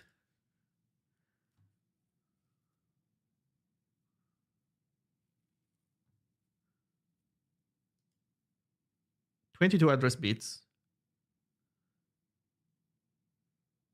Wait, am I doing the math super wrong? Wait a second. 1, 2, 3, 4, 5. Other 5 flags. That's 10. Then that's not 17. Yeah, that's. So that's 22. Right. 22, then shift by 10. Okay. Okay, now this is starting to make more sense. Yeah, there's more. Okay, there's 5 more flags that we don't know anything about. 22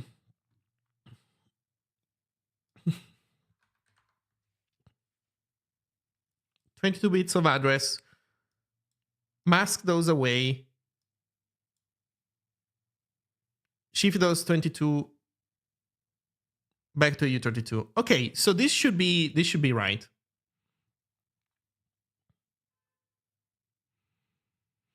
Okay. So what about what we're doing with this stuff then? So at the end of the day, this shouldn't be necessary, right? We put it into a page entry extract. We set value to true.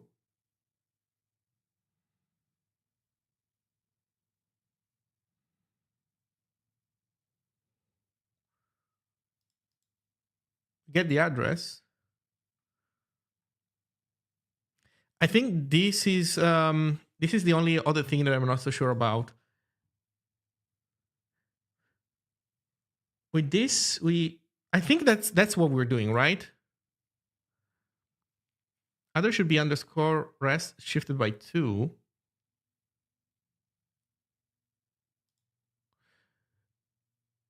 Why do you say that though?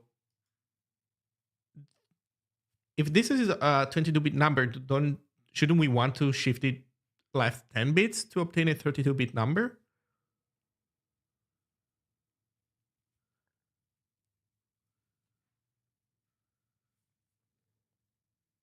Not always, I guess. Wait a second. I think the answer is not always, maybe, because it might be differences between what happens at the actual layout of the page table. Oh, maybe that is something that I would enjoy.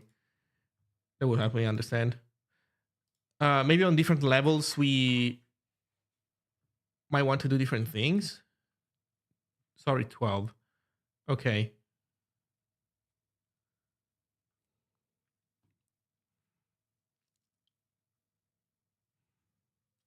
Okay, 10, 10, 12, 10, 10, 12.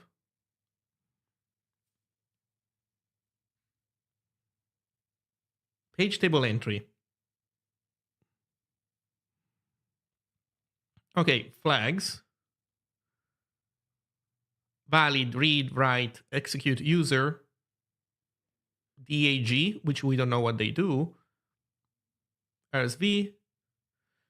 So this is like 10. And then of this upper part, right, of the remaining bits, 12 are ppn. Oh, God.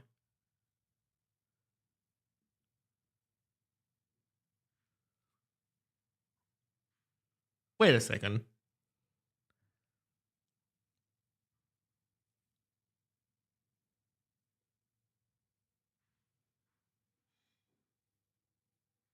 $22, $34. What?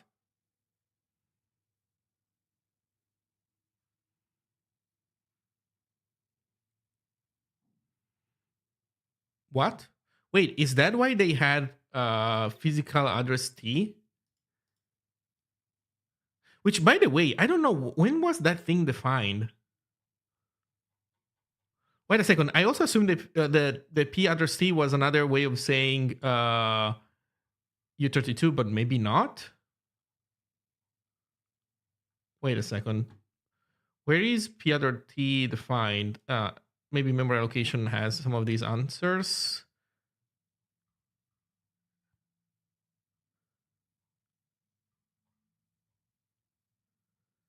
Maybe we define it before even that. I'm trying to find where P address T was defined.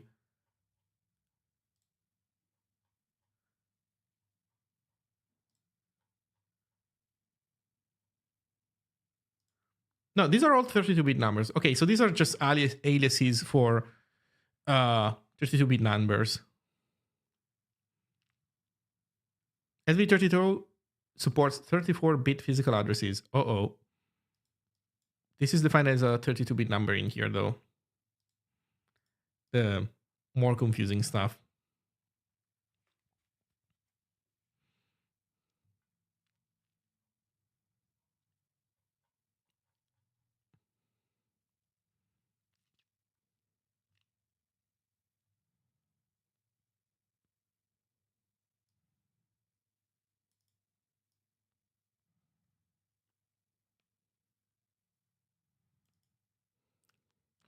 So, okay, let's go back to the book for a second.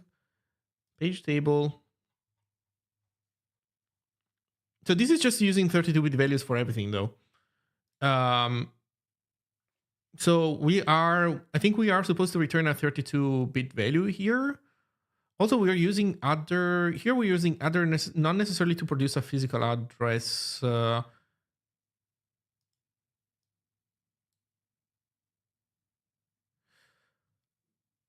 Okay, you know what? I feel like okay with this part. I just want to double check this part once more, this part specifically, and then you know what? Let's just proceed. Let's watch it fail or succeed, and then go from there. So we get a pointer to table 0, which I believe we do correctly, because we're taking the pointer. But you're right that this is being shifted 12 bits. Yeah, because this is okay. We are chopping off all the least significant bits, and then we're shifting back up 12.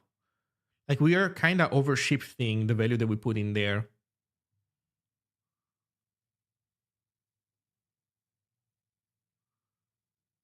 Huh.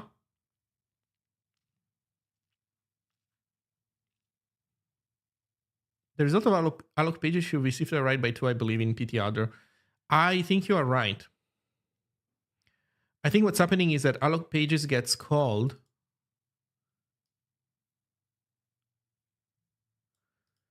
and basically this is doing some masking, but it's also overall shifting right by 2. You are totally right.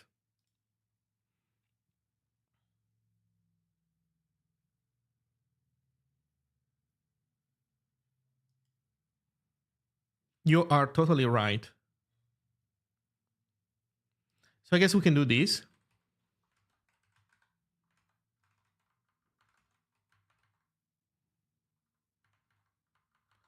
Is there shift equals? Invalid left-hand side of to assignment. Oh my god, ligatures are killing me right now. So we shift it right by 2. We put it there.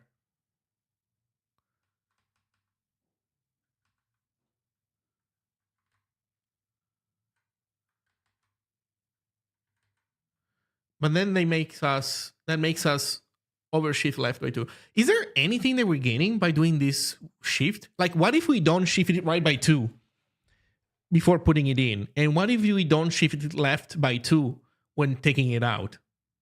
What is the problem with that? I guess that because there could be values, there could be something in those 2 bits that we're kind of trying to mask, maybe?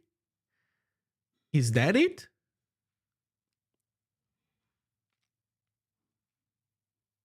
I guess the problem is that I don't have the mental capacity right now to really follow through exactly all the math that's going on. So I'm just trying to check that it's at least consistent what we're doing. Like by overshifting before putting it in and, shifting it right before putting it in and then shifting it left again when taking it out. I guess the equivalent is just masking also those 2 bits. So we don't shift.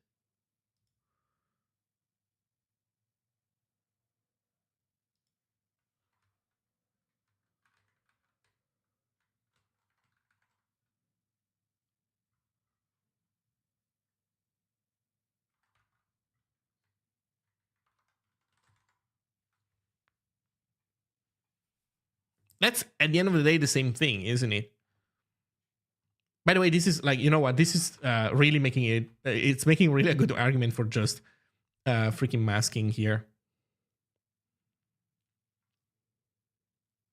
Anyway.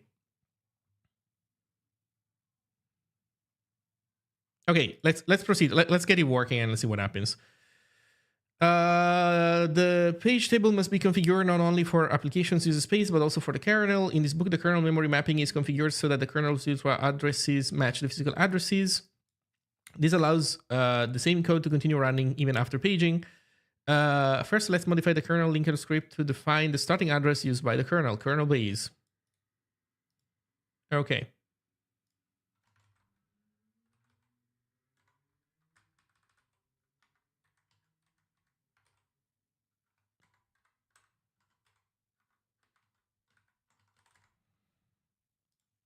Then, next, add the page table to the process struct. This will be a pointer to the first level page table. Okay.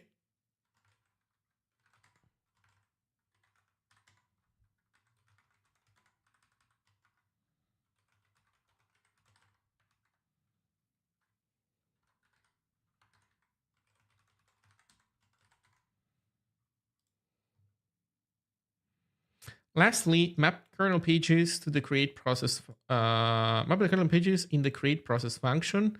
The kernel pages span from kernel base to free RAM end. This approach ensures that the kernel can always access both statically allocated areas like text and dynamically allocated areas managed by alloc pages. Okay, create process.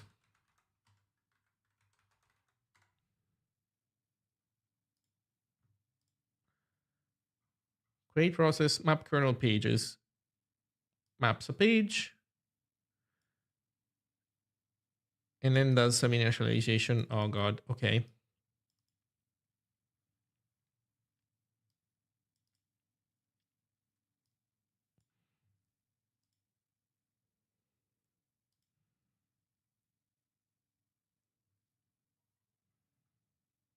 Okay, page table.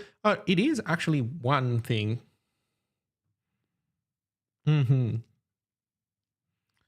Right, because if we said that 4K is 12 bits, so the top level is just one page. Like one page opens into one page per entry or something like that.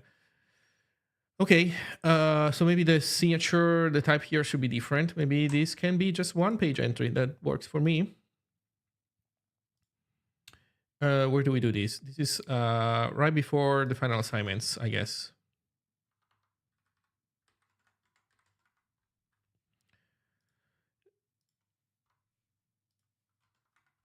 p.page table equals unlock page.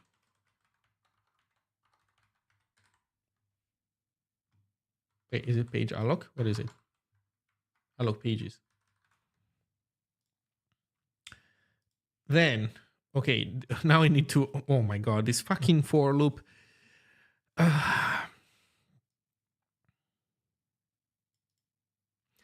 Starting from kernel base, as long as while p adder is lower than RAM free end, increase p adder by page size map page.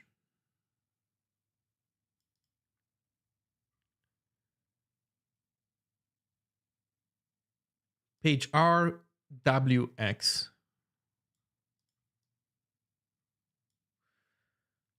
Okay.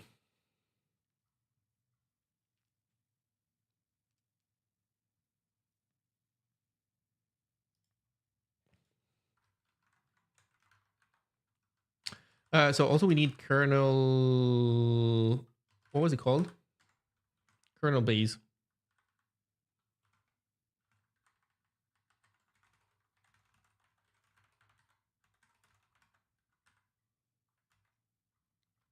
Oh, we can make it not a pointer to bytes, right? In this case, we can make it a pointer to. No, I think it's fine to make it a pointer to bytes. We'll see, I guess.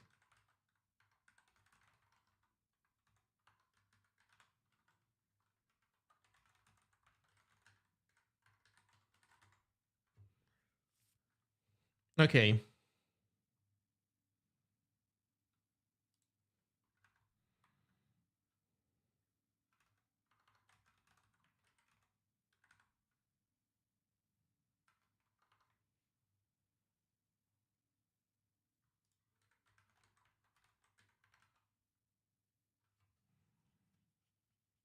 We can probably make it a while loop.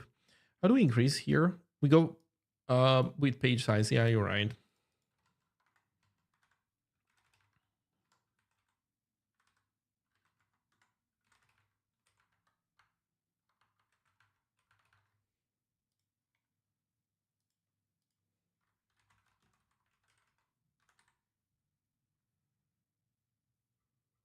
Although, I mean, this is just a matter of making this a slice. No, this is actually a slice of page sizes, right?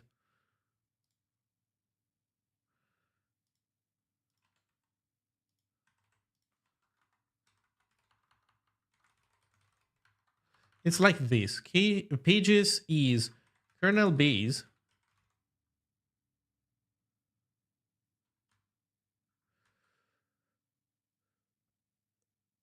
Let me think, how can we do this? Kernel base.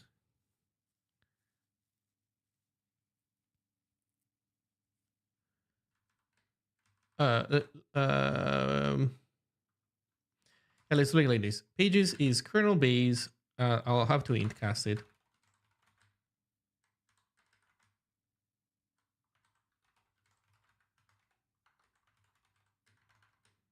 RAM n minus kernel base divided by page size.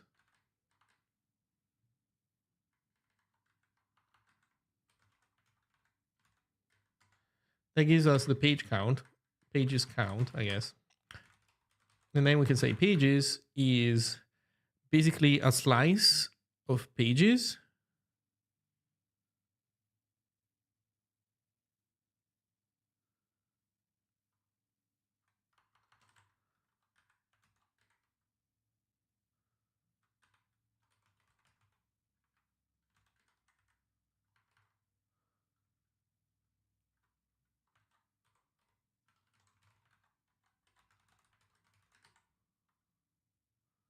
kernel base. And then basically we can say then pages.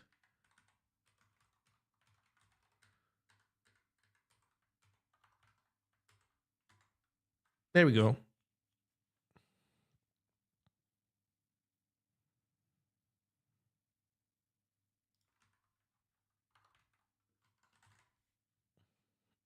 Oh no, incast. Right. That's annoying.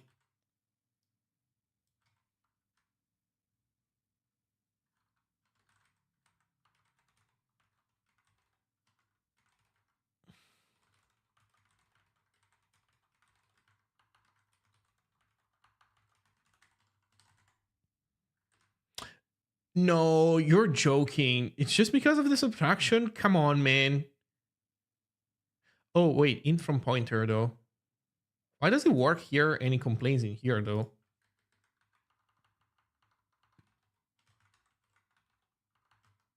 Oh, wait. Maybe it worked also in the original version.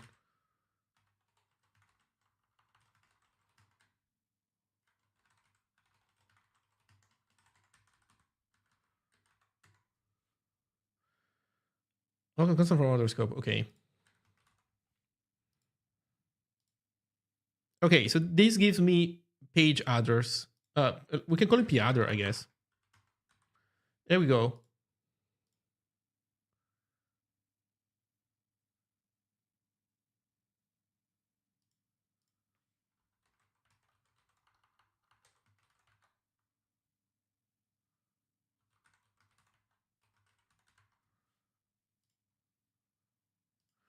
Which, by the way, this also means that table one, yeah, it's not really.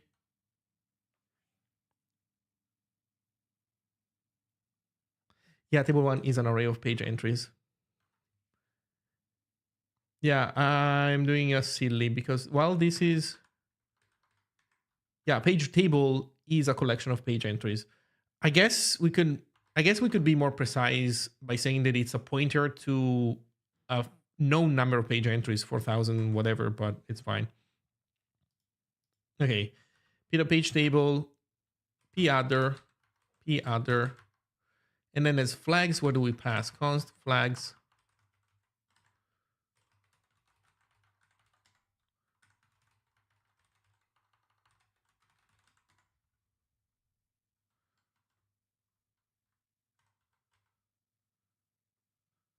Um,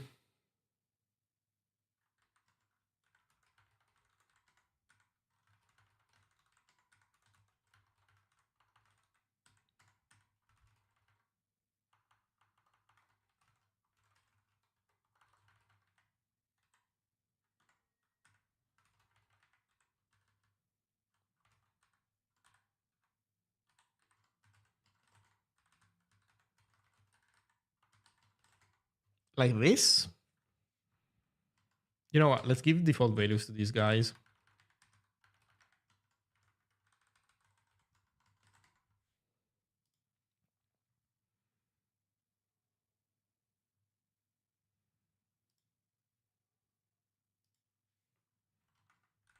Yeah.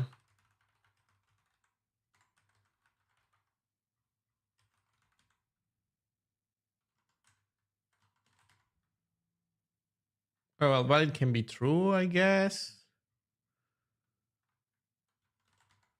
But whatever.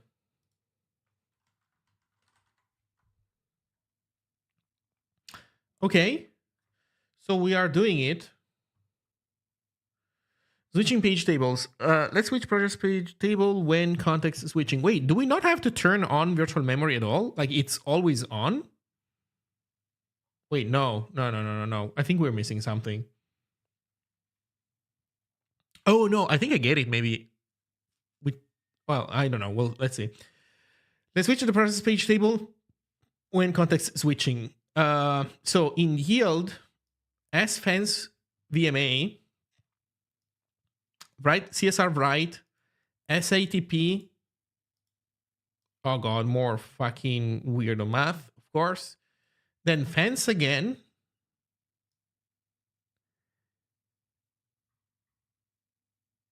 And then the scratch stuff was already there. Okay, so the scratch stuff is what it was before. Yeah, these are the new lines. Yeah. Don't forget the training comma.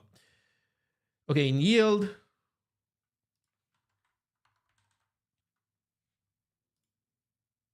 As fence VMA.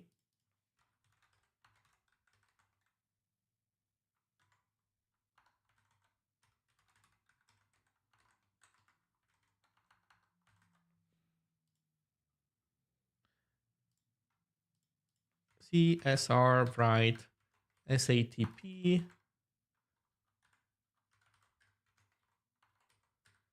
SATP.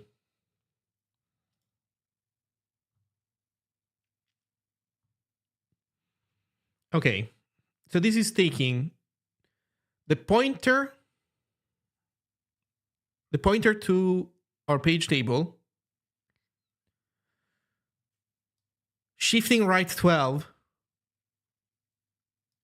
and then setting this flag.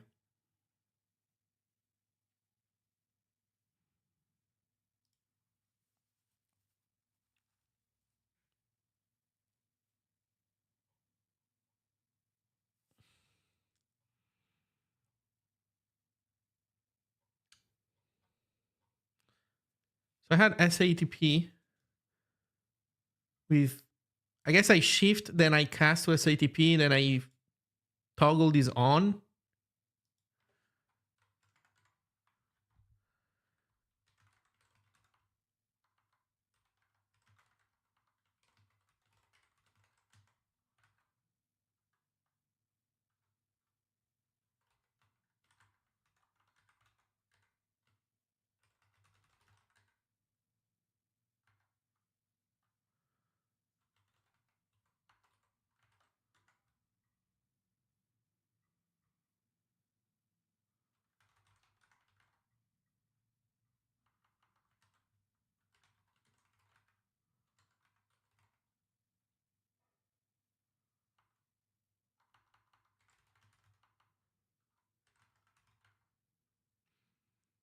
Wait, does it need to be like this?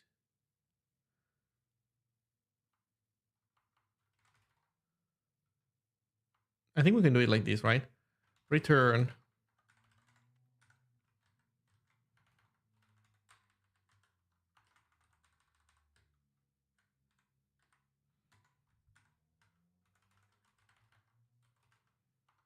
So that would be PTA shifted right uh, by 10.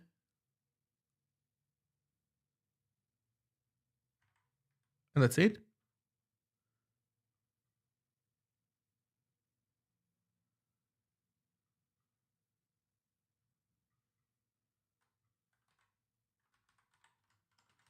I think.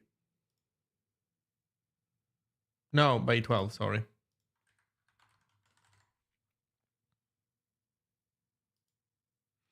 No, by 12 is not enough. I think it has to be by 13, right? Also, this is the least significant bit that gets set. No, wait, what the fuck? No, it's not the least. It's the most significant bit, right? It's the most significant bit. Why are you people like this? Oh my fucking god.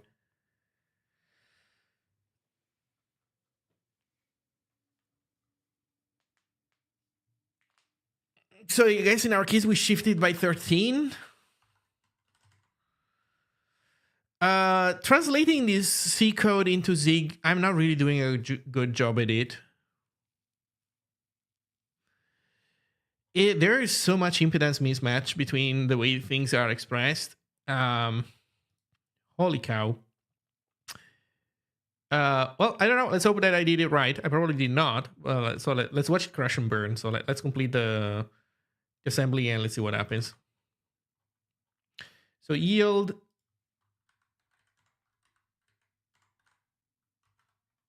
SATP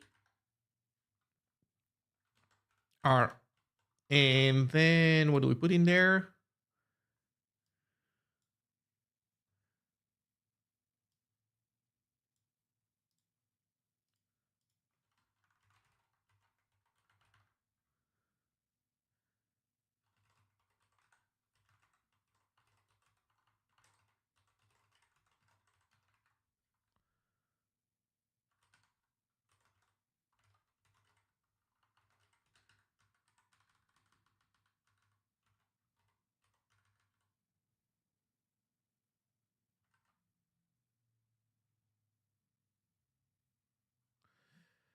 So we need to cast this though to a value, right?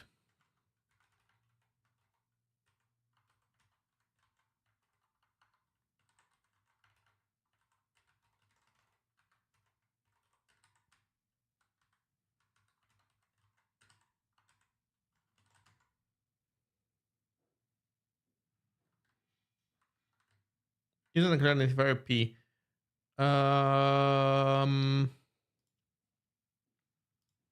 Oh, it's next.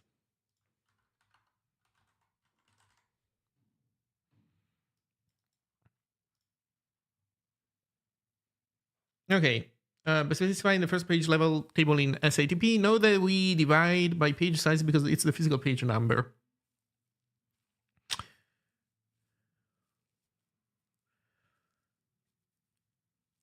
Yes. Because it's the physical page number.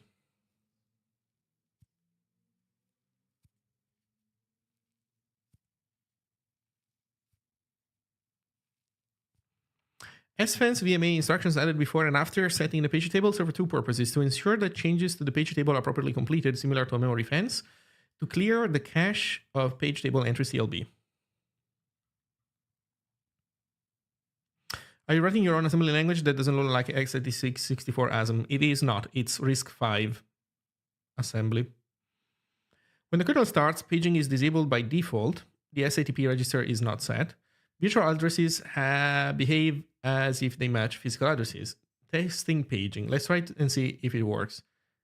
The output is exactly the same as the previous chapter. Context switching. There's no visible change even after enabling paging. Check if we've set up page tables correctly.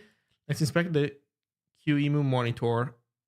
Examining page contents. Okay, I bet you that this is not going to work. Well, let's get it to compile first, and then let's watch it fail.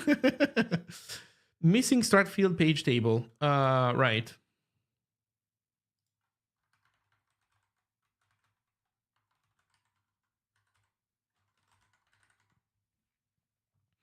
Accepted type kernel page entry found U8.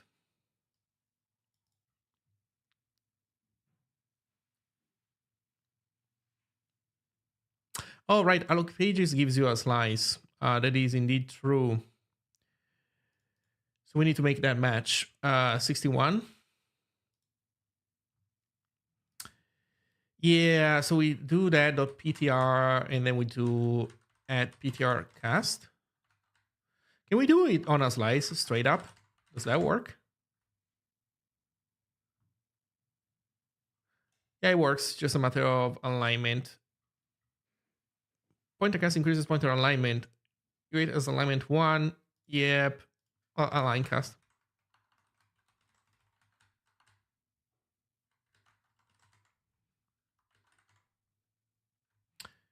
To do no field name exact in page entry. Oh. Execute. Accepted type usize found pointer to stuff. Yeah.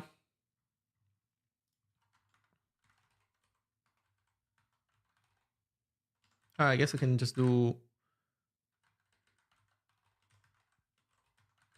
in from pointer.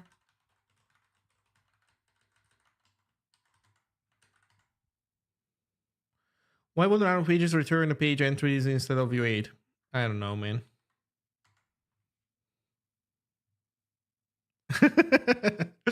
Yeah, because in any case, a page entry, it's like in any case, it's like the correct thing that alloc pages should return. Maybe if instead of a slice of U8, it could be a slice of arrays of 4K bytes.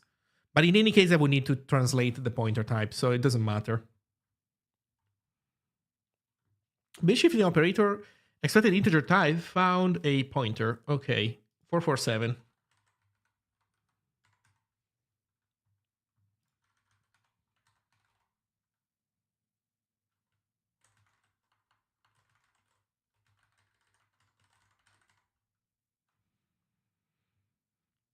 Expected type U31 found U size.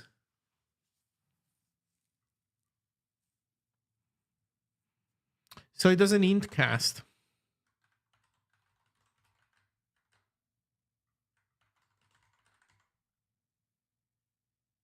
Cannot be cast from slice of U8s. Yeah, where are we doing that? 490.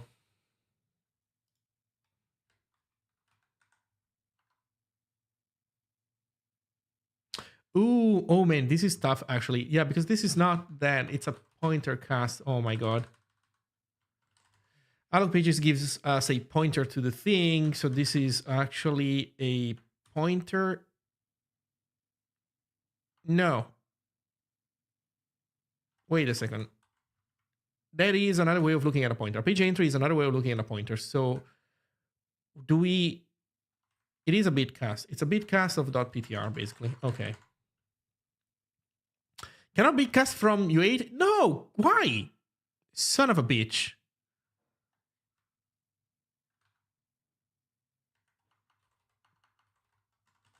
That's not going to work either. I guess it's a bitcast of int from pointer. Got to turn the pointer into a number first.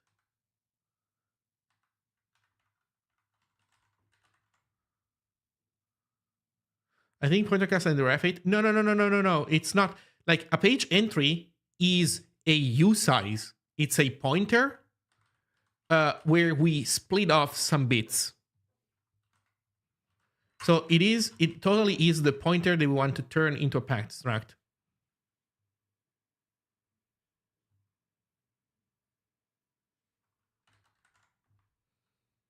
Why are you trying to bitcast a slice? Because I'm using packed structs to refer to components inside of a pointer.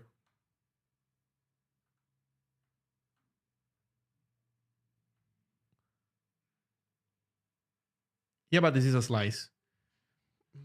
Potato, potato. Pointer, slice, auto.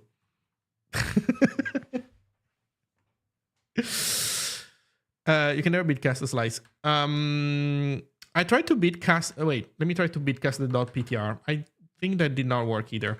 I get it. I get it. Yeah, this seems more correct than bitcasting the slice. I agree. But it still complains, right?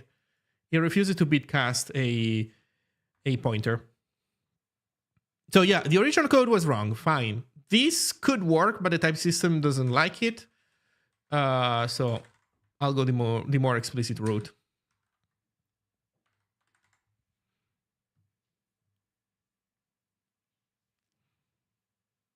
Except a pointer found U8. Oh, .ptr. Wait, expect a pointer found slice. Come on, man. Cannot bitcast to pointer kernel.page entry 463.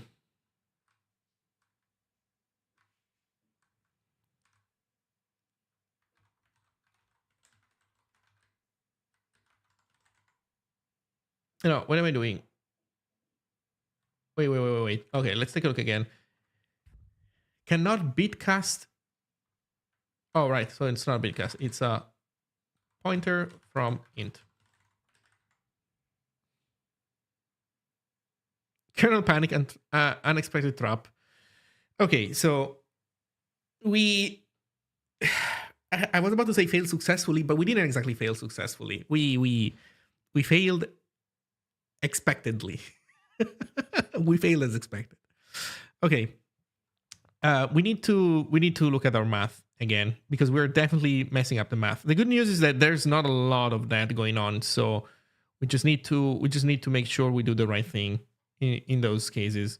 I have to admit the fact that there's a bunch of... there's a little bit too much stuff being left unsaid. We're not being told how many flags are there. We're not being told how big things are. We're being asked to do these bit shifts, but I wanted to represent some of this stuff with packed structs, and clearly I'm making mistakes in doing so. But I feel like one shouldn't be satisfied with just having this incomplete information and just apply these manipulations using bit shifts. I don't know. That's a part of C that I don't really love. And so I'm basically failing at translating some of these, at transforming some of this stuff into decent packstract code. So here's what I'm gonna do.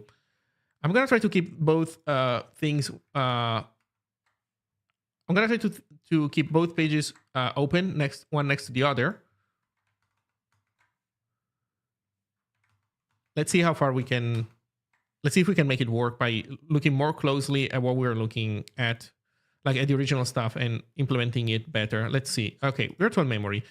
First of all, SATP. Maybe let's ignore that for now.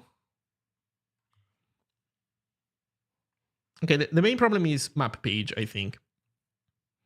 So first of all, it's doing alignment checks, and that's easy. Then we're shifting the other right 22 bits. We're doing AND with this thing for I don't understand what reason. In fact, what is this? Hex to bin.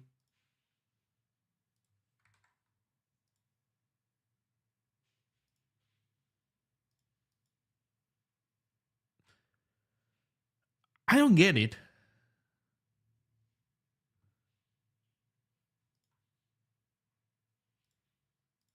So I think we came to the conclusion that this operation isn't particularly interesting. Page entry.other should just be rest 12. Crimson Dawn, you seem very convinced that part should just be that. Okay, one sec. 10 MSB. Can you remind me what MSB stand for?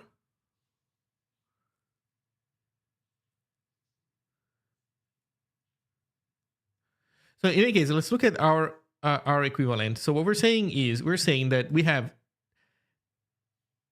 Oh, wait a second. Is it actually 10, 10, 12? It is 10, 10, 12. Okay. So this is correct. VPN1 is defined as the most 10 significant bits. Oh yeah, MSB, most significant bits. Yeah, right. Yes. And we kind of do that. We take the original value, we bitcast into our packstract, and that puts the 10 most significant bits into the one field of VPN. So we table 1 index at VPN1, we do it like this. Table 1 at VPN.1. And so we're indexing into the 10 most significant bits. And we're using the 10 most significant bits, in a sense, shifted right 22, because we are grabbing them as a U10. So this should be 100% correct. I believe that this part we do correctly. Then we unlock a page. That part also seems fine. By the way, we tested page allocation earlier. It works. It's kind of trivial, so I don't expect that to contain any failure. Then we start doing some weirdo math. So here we start shifting right by 12, then shift left by 10, then we set a flag.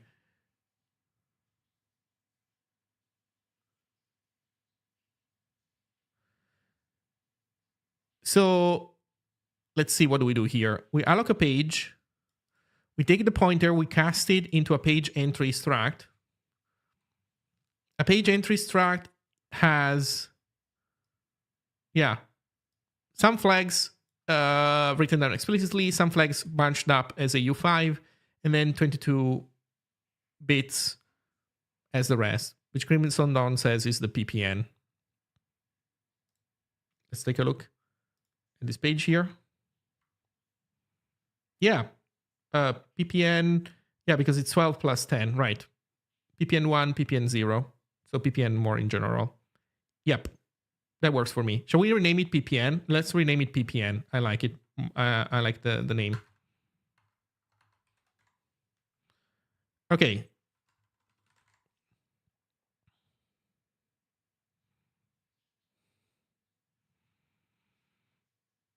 Okay, so we have the PPN.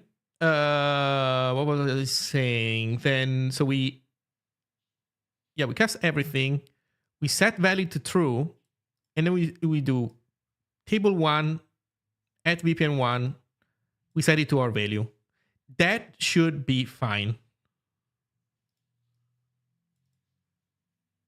So this part also seems correct to me. This is where things become weird, though. No, actually, wait a second, because this is, yeah, this is shifting away all the flags, I believe. Yeah, this is shifting away all the flag. Wait, is this doing the overshifting weirdo thing? I think this is doing the overshifting weirdo thing.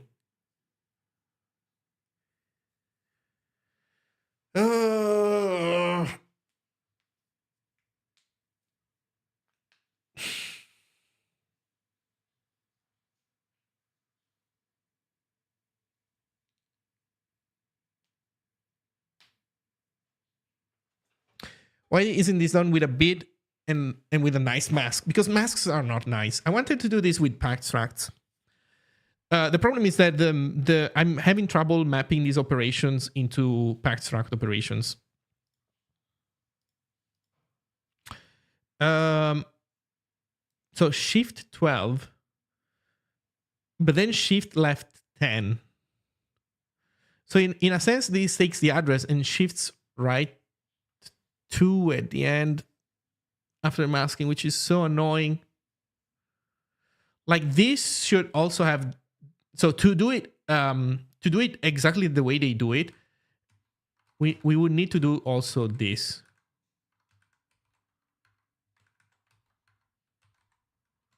PPN gets shifts right by 2. Why? I don't fucking know.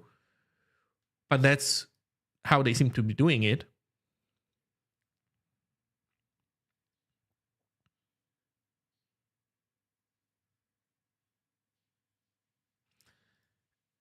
Then VPN 0 is computed by shifting right 12 and doing the end.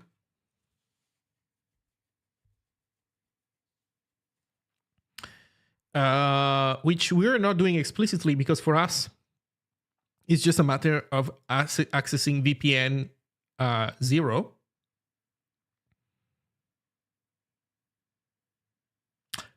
Oh, no, wait. That is the problem. That is the problem.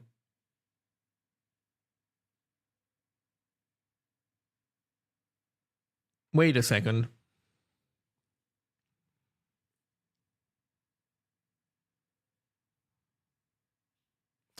Okay, so this end did nothing. This one was useless, I believe. But this end actually does something. This isolates VPN 0. So that means that we do it correctly. Like for us, doing VPN.0 accesses the 10 middle bits. And so that should be the same as this. But not, so basically this end here is superfluous. That like this should not be here. Or rather, it doesn't have to be there, but this one needs to be here because it needs to isolate VPN 0. In any case, for us, it's just accessing the field 0 in our packstract. Then we look at table 1, we go inside VPN 1, we take that value, we shift it right 10 by 10, and then we shift it left by 12. The shift right by 2 is necessary because the physical address is 34 bits, I believe. I saw that the documentation in the RISC-V stuff also mentioned that. But in our case, we're always using 32-bit values. Like the type definitions that our book uses for physical addresses is still 32 bits. So I don't know what's going on there. Maybe the correct approach would be to, to define those things as being actually 34 bits. Maybe we should. In Zig, it's actually easier, super easy to do that. But the original book doesn't do that, so I don't get it. In any case, so we take the entry in here, we shift it right by 10, so we basically chop off all the flags, and then we shift it left by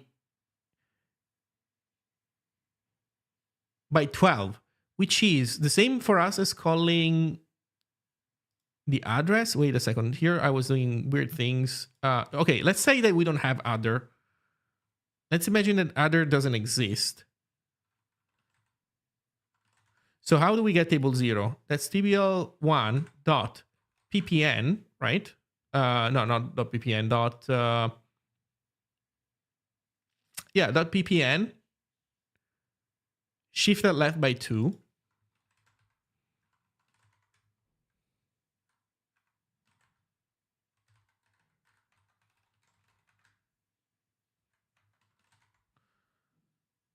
That should give us table 0. I guess we want to cast that also as a pointer.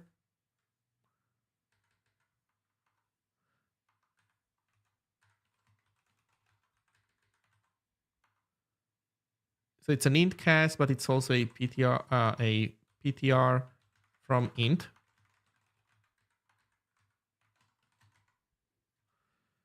Fuck, int cast. That doesn't work anymore. Oh my god.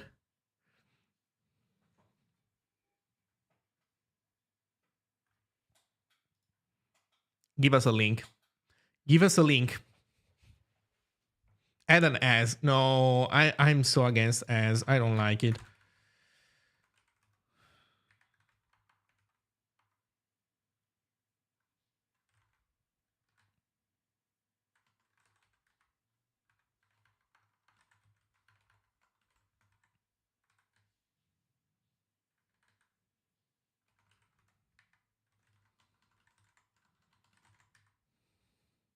But we're gonna have to incast this because we're shifting.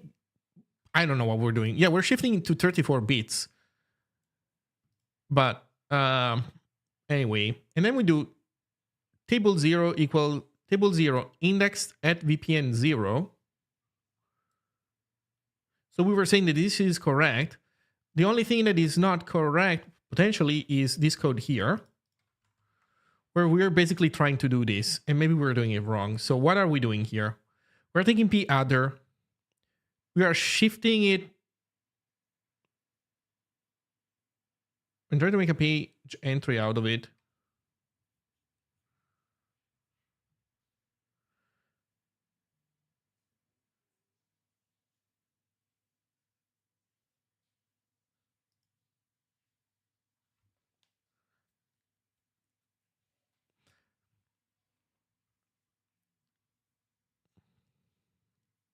Did I set those things to 0? Yeah, I did.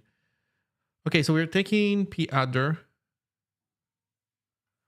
Okay, let's see how that works.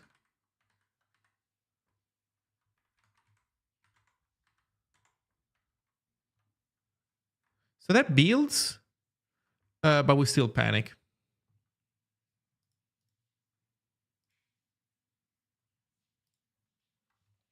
Okay. Could we be doing something wrong elsewhere? I'm not sure. Could it be that we are... Wait, we should also check another thing. We should check, are we like in the panic handler? Are we in the exception handler? And like panicking in the exception handler? Yeah, I guess let's take a look at the program counter and let's see where it is that we fucked up, right? So 60C.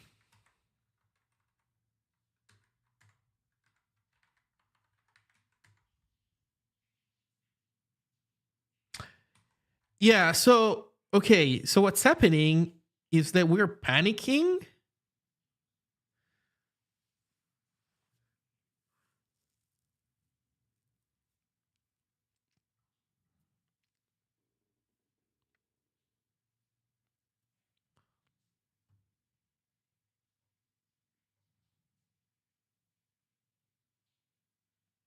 Wait, we're inside kernel panic and we panicked inside kernel panic. Is that what's happening? I mean, actually, we know this. No, wait, that makes sense because with kernel panic expected as trap. Okay, unexpected trap.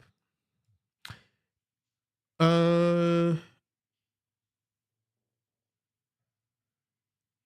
we have the user program counter. Okay, so this is what caused the panic.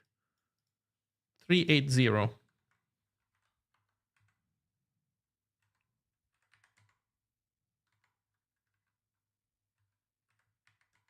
Wait, what pattern not found?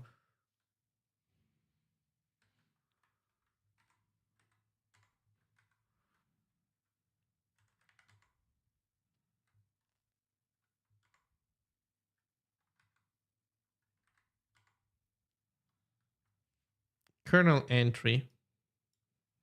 Store word at the stack pointer. Oh god.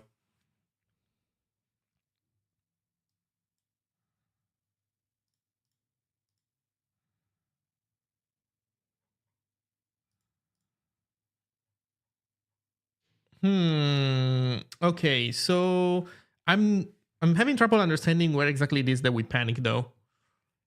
Although it could definitely be that why would that trap? A store word could trap if our stack pointer is bogus and the operation fails because we're trying to write at the wrong address. Then more importantly, I think if we do this, also let me see one thing. Do we see some printing? So you see how we do hello kernel, and then 1, 2 kernel panic. So the kernel panic happens if we look at main, our main function. We do hello kernel. We do print. We do alloc 2 pages and we print them, and everything is happy. And then we do process creation. And then we switch to them. We can even add this like console try print processes created yielding. So check this out. Now with this, what you will see is hello kernel 1, 2. Oh, wait, what? I was about to say, and then we're gonna fail, but wait. How? So we are failing. Okay, that is interesting. That is good. So we're actually failing before creating processing.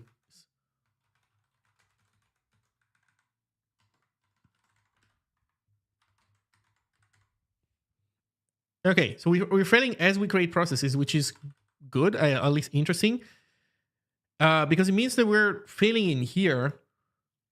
You know what's happening probably? My guess is that the reason why this is failing is because there's some align cast that traps, or like some division that traps, but we're failing to print correctly the... No, we're not failing shit, actually. You know what? We might not be failing shit at all.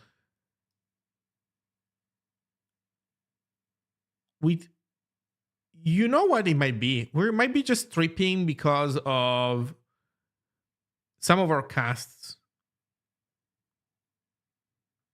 Yeah, Escos is 7, which I believe we saw already in the past, and it wasn't particularly interesting. It was something like a bed instruction or something like this. So maybe it's like this division. Maybe it turns out that RAM end and kernel base doesn't divide perfectly by page size. So we want div floor.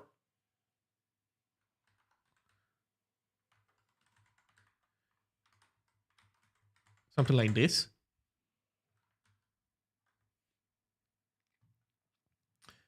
But maybe not.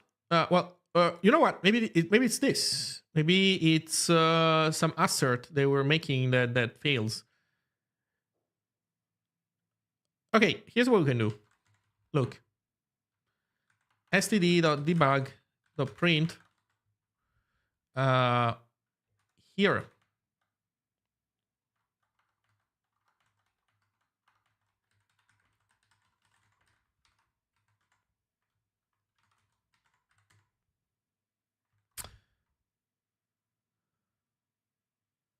Unsupported operating system freestyling. Wait, oh, right, I'm dumb.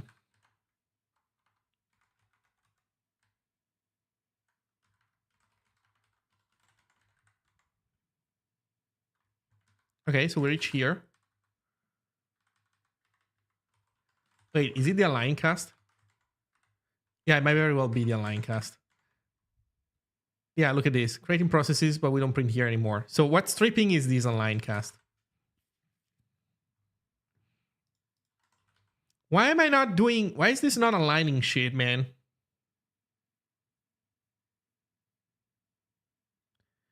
RAM start 0 dot blah, blah, blah, blah, blah.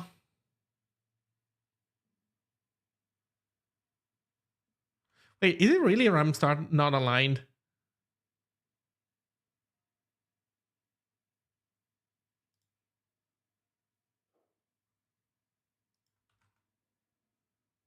Wait a second. Wait, no, wait a second. I'm looking at the wrong thing.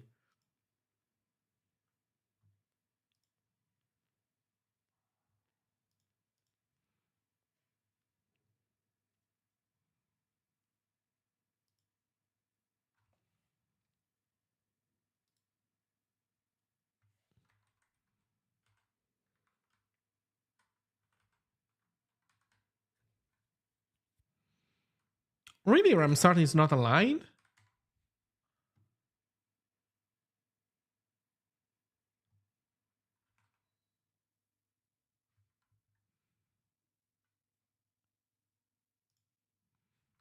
Free RAM. What? So free RAM is totally aligned at 4K. I guess we can even test this here.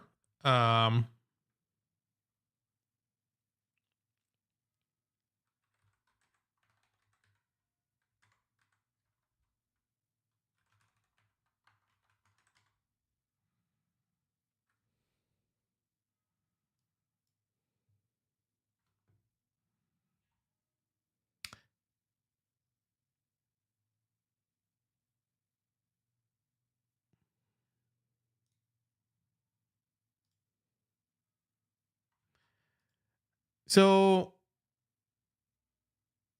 why is the align cast trapping?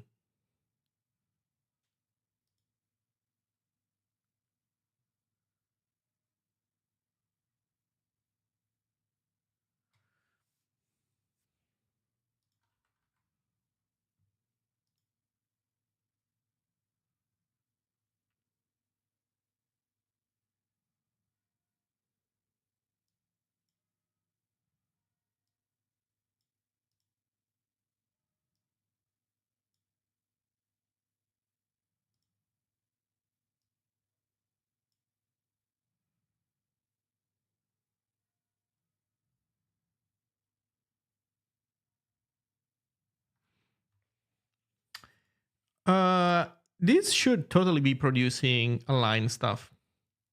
Maybe let's do the type conversion that the Teufel was talking about. Maybe instead of a slice of bytes, we can make it return a pointer. But even then,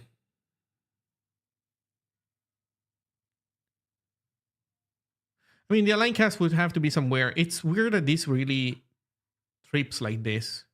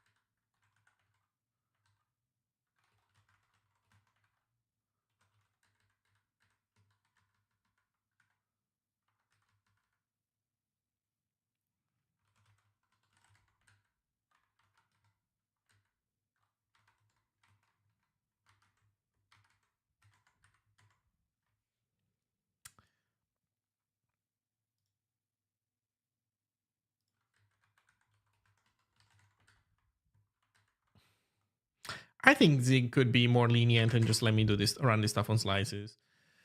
Error union is ignored.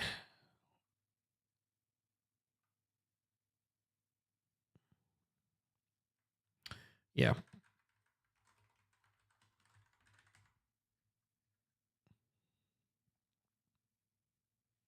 What?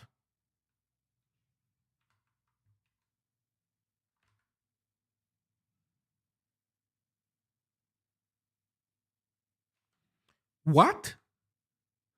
So I assume that it was the align cast tripping, but that's not it.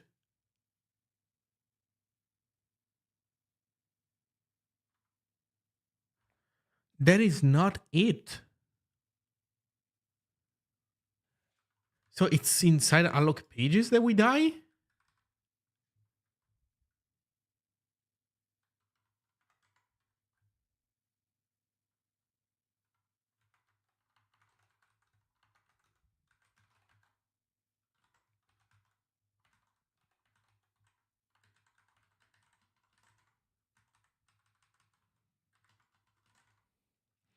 Mem set in alloc pages since the page isn't mapped yet. We haven't enabled virtual memory at this point. Like before, we enable virtual memory only after we start switching to processes. Before then, we haven't done anything. Well, I say enable virtual memory, but apparently virtual memory is kind of always on. So everything should be working correctly. Everything is on again, right?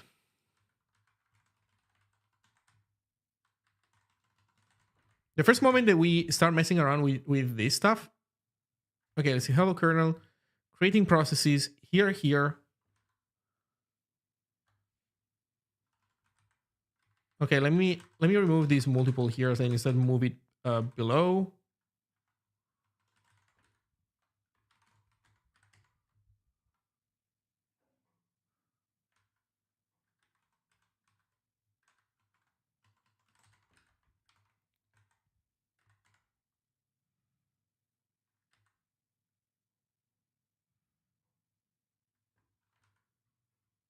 It's the mem set.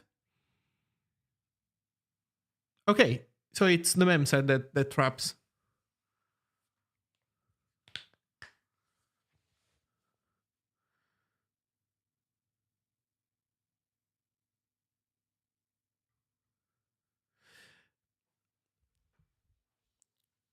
The problem is at this point we have not yet set up any virtual memory thing of our kind. We're just basically handing out pointers within this range, within RAM start and RAM end.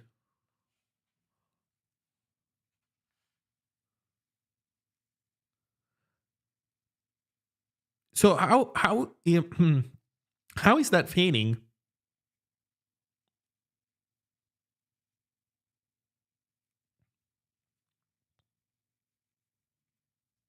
I don't understand how this is failing because we are mem setting, so we are zeroing this stuff.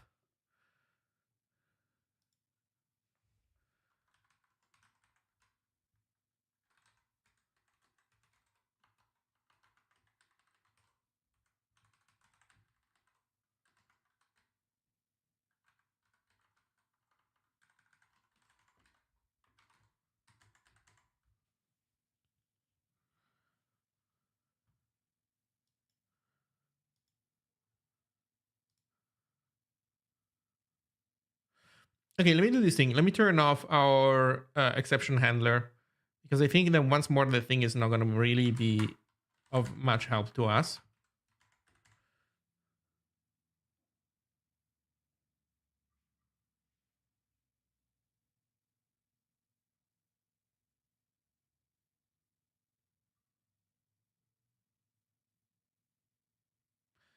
We're looping, right? What's happening here is that we're looping mem set and then by disabling.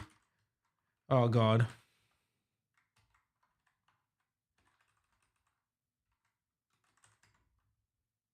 Yeah, of course. Does that work? No.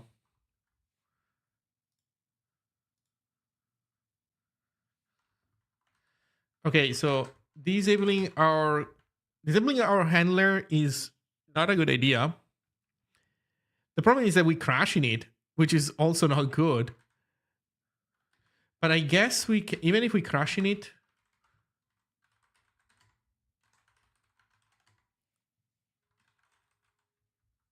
we should still be able to see something.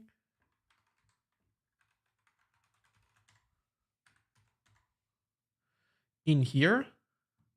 So mcause is why the panic handler crashed, and we don't care about that. scause is why we got in there in the first place. So I guess the s stuff is what we care about.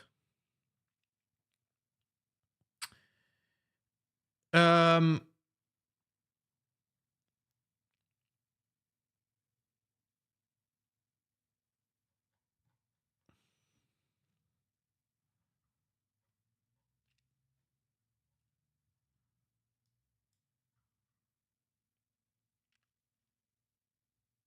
3C8.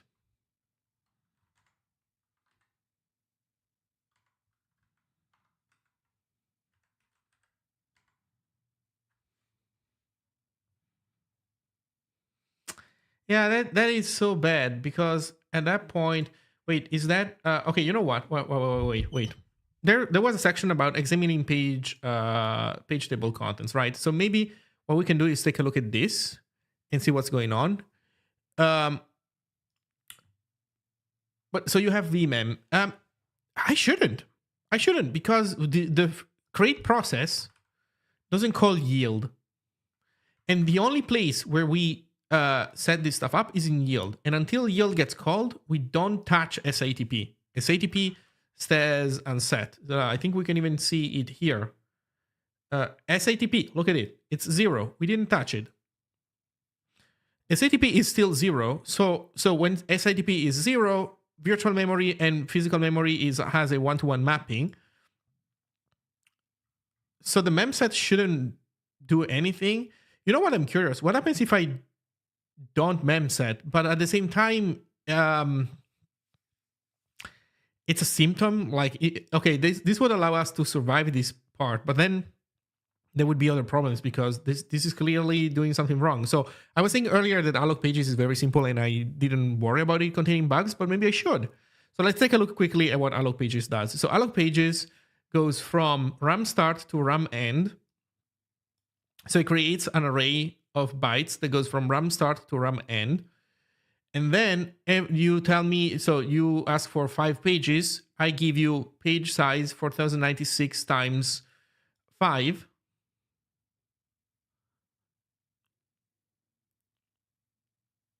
I look at usemem. And if usemem plus what we need goes over,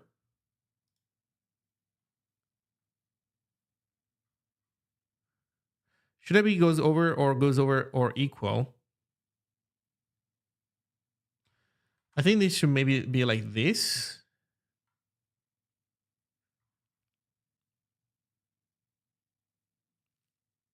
Nah, whatever.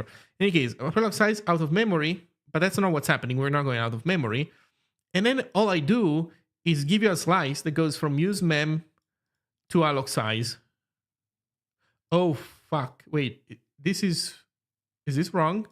This is wrong, right?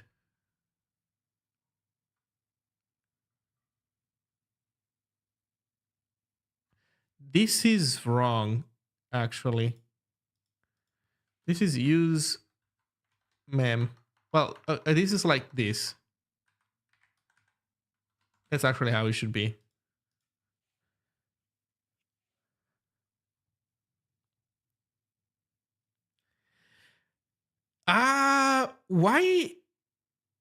Why is this stripping though only when we try to do memset?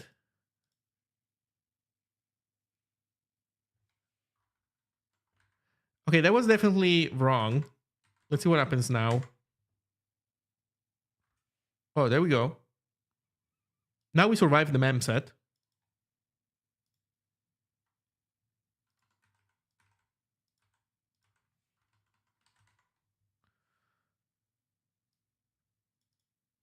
Okay, now we survived the memset.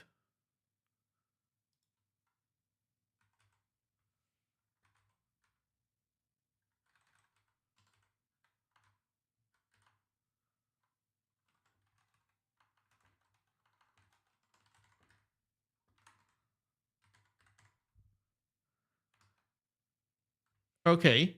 So we still die in creating processes, but somewhere else.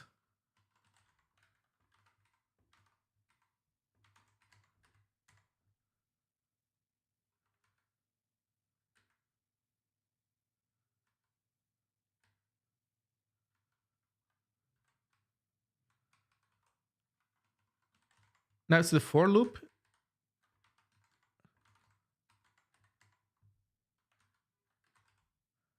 That's the for loop.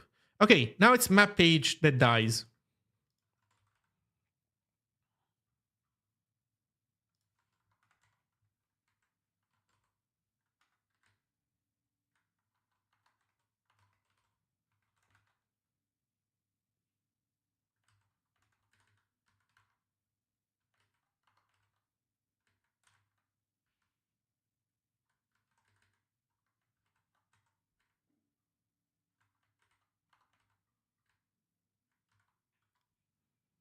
Actually, flags is not interesting, so we can ignore it.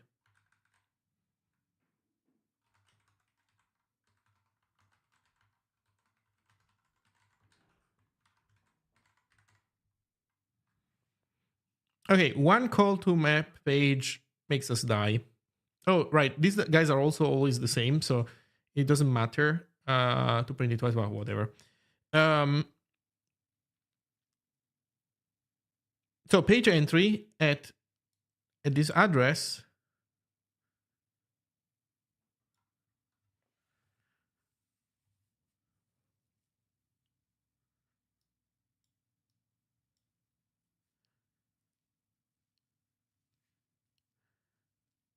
And here we die. I think what's happening is really that somehow something is borked in our exception handler, unfortunately.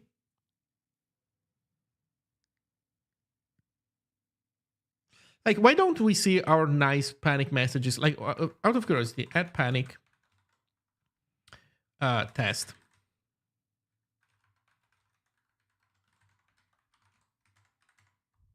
Okay, so we do see panic test. I wonder why something else fails and we don't really understand why.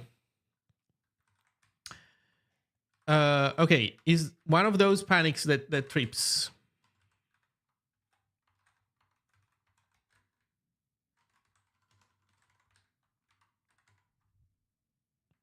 No.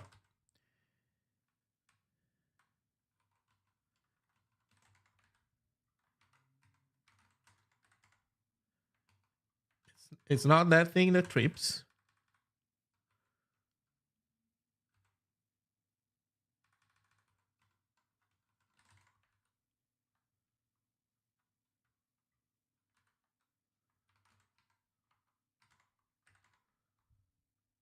We still print here.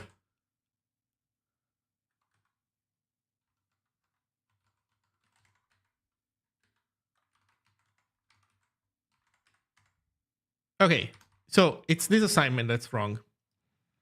Indexing table 0 at VPN 0 fails. So I think the problem is that we're making a wrong pointer to table 0. I would say.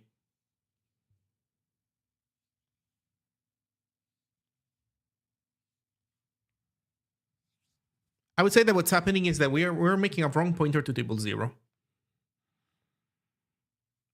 Because this is the only place where we dereference it, and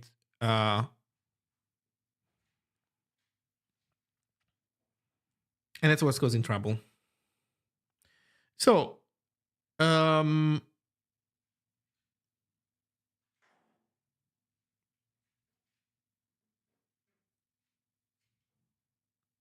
it should be ppn 12. You are right, because ppn is small, right? Yeah, we're grabbing just 22. Oh my god. Was that it? Really?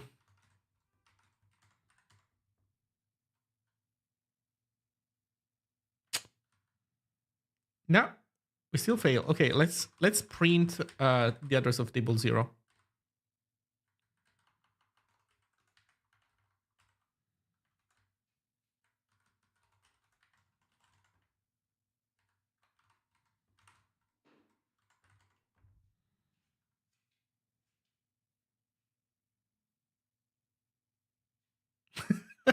It's missing an 80, isn't it? Where did the 80 go?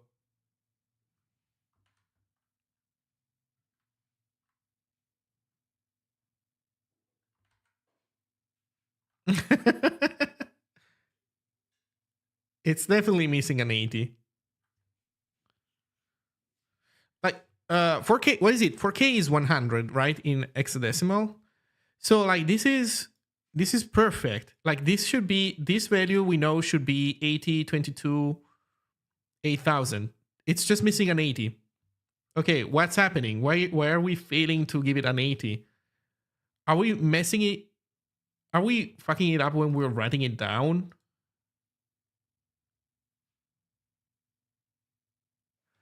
I guess we can write in here. 496 is wrong.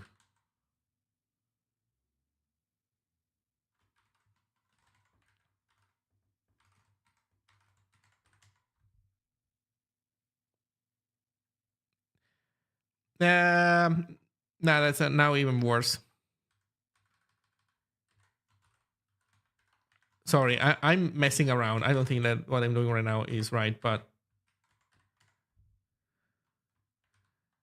yeah, so okay. Let's see what it is that we write down. I think that's what we need to fix at this point, right?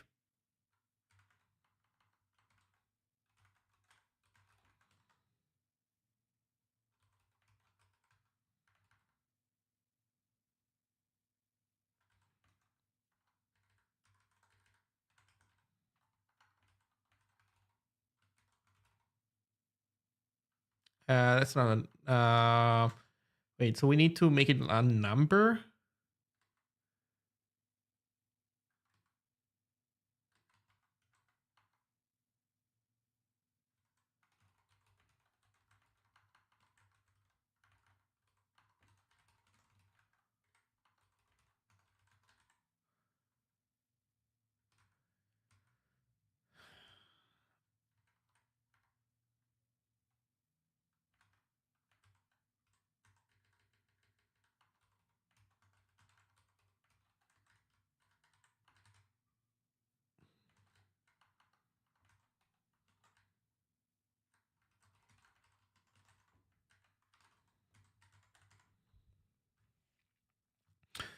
Valid, true, read, false, write, execute, blah, blah, blah, autoflux, ppn, blah, blah, blah.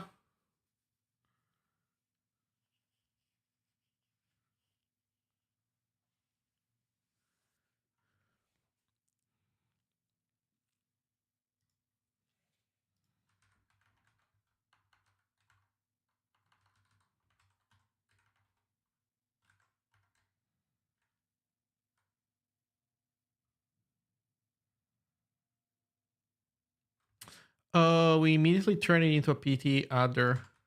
Okay, let's do PT num original, I guess.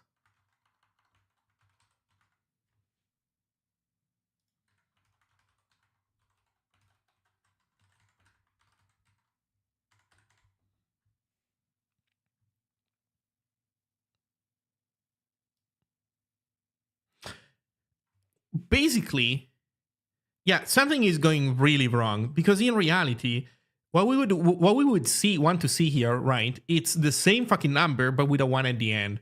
Like just the last digit needs to turn into a 1. That's it. But somehow we're messing around.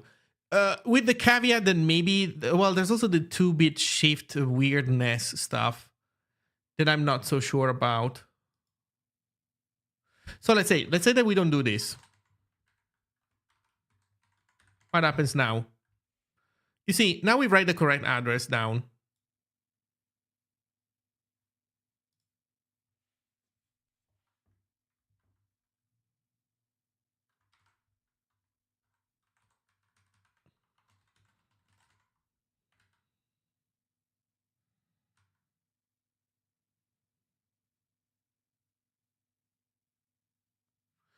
You know what I find weird though is that even though we do this, like if we don't do this and we write down the number that is shifted right 2 bits too many, quote unquote. Then we pick it up, though. Why are we not picking it up correctly?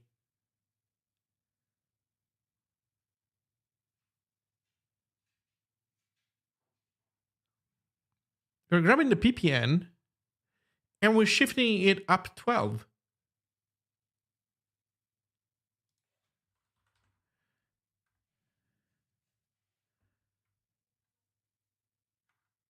That should actually work, no?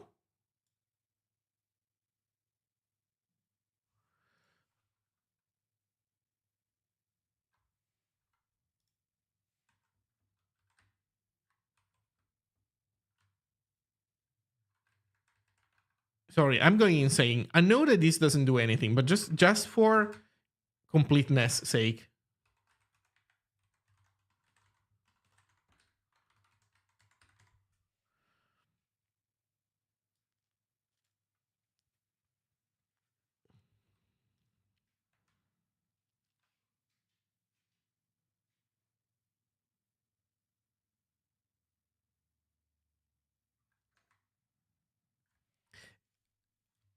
Should the int cast happen before the left shift?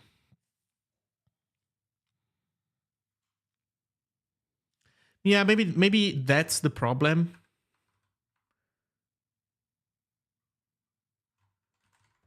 This is now not gonna complain. Maybe what's happening is that, yeah, there's like truncation that happens basically.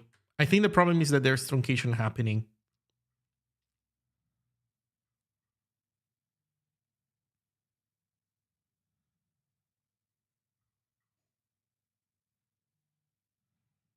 Yeah.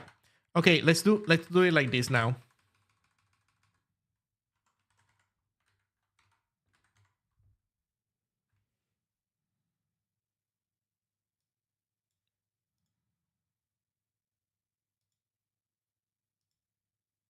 Okay, now I'm going insane. Wait, what?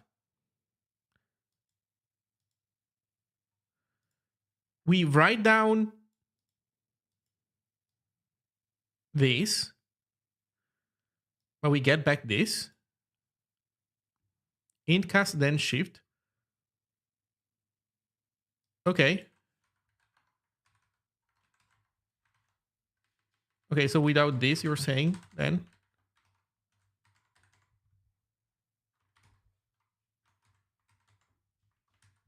Okay, it seems that things are better.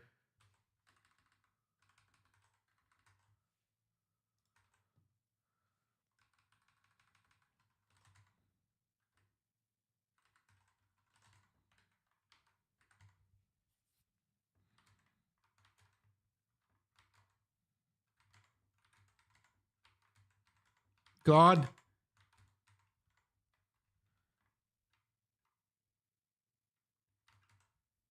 Okay. Okay, so this guy is mapping a ton of pages.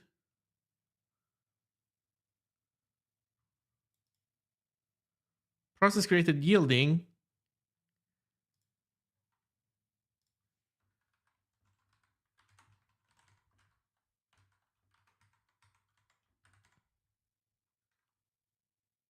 Oh, there's a bunch of here.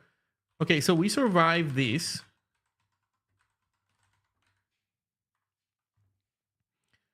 But the yielding causes trouble.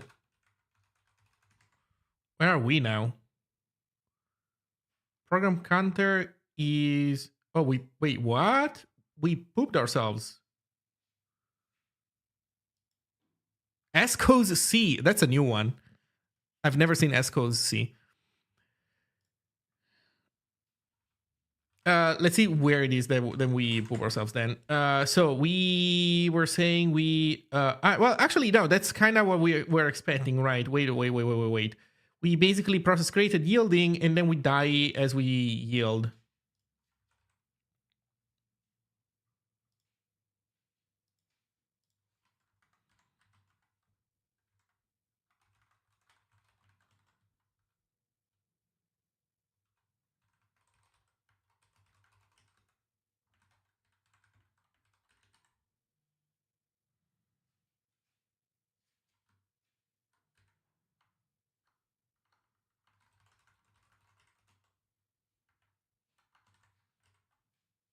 Instruction page fault. Okay.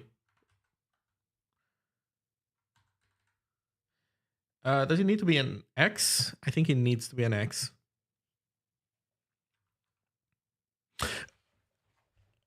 I bet you that this is also in need of an upgrade.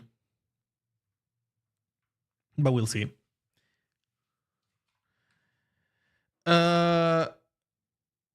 But isn't it kind of silly that the C code, it's silently like going up to, it's basically doing more than 32-bit math, which is, I think it's ultimately inefficient, right? Why? Whatever. There's probably good reasons to do that in real world code, because you have to keep around 34-bit pointers no matter what, because that's how the thing works. But I guess in our case, we're doing just something more simplified that makes that not interesting for us. And then just makes the math dumb. Next dot page table. That's a pointer.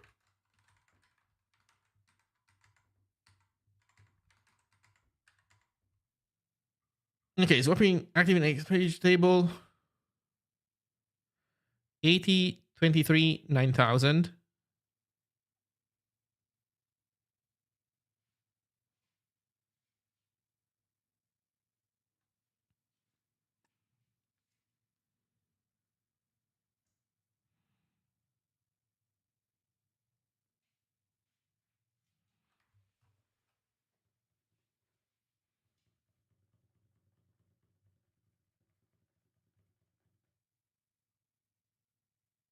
But that should work, right? Because at the end of the day, every single physical address that we put in the table was mapped to itself, right? It was mapped to the same corresponding physical address. So virtual addresses and physical addresses are mapping one-to-one. So it just means that we probably put garbage in our table. Okay, so our page table is basically poopy. When setting SATP, you're shifting the PPN right by 13 instead of 12. I am doing that because the SATP, because the PPN in that page, in that struct, is missing the lowest bit. Where is it?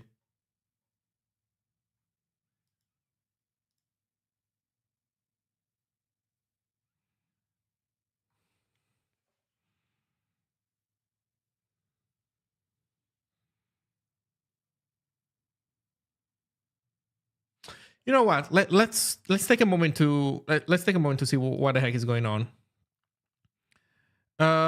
There's also information here about how to examine the page table contents. Maybe that's gonna be. It's missing the top bit, not lowest. Yeah, you're right. Okay, let's see then what happens.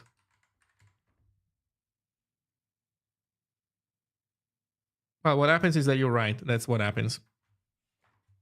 Yeah. Okay, so we basically in the end got everything working. The math is janky. The shifting is a bit janky. I think that, so honestly, maybe I should put a new line, huh? In this stuff. Or we can mute the part where we say that we're swapping active.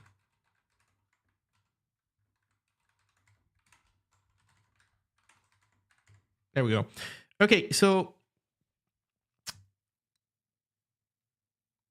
yeah, the math was a little bit jank. I feel like that the packed structs have helped. I feel like the sum operations don't really map too well to packed structs.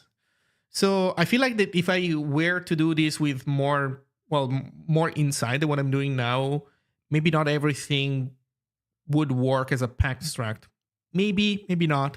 I do think that maybe spending time to design what methods you give to packed structs would probably do a lot of heavy lifting, like giving them semantically sensible operations would explain, like would make it very clear in code how we are translating from one thing to the other, chopping off certain bits and other bits and blah blah blah.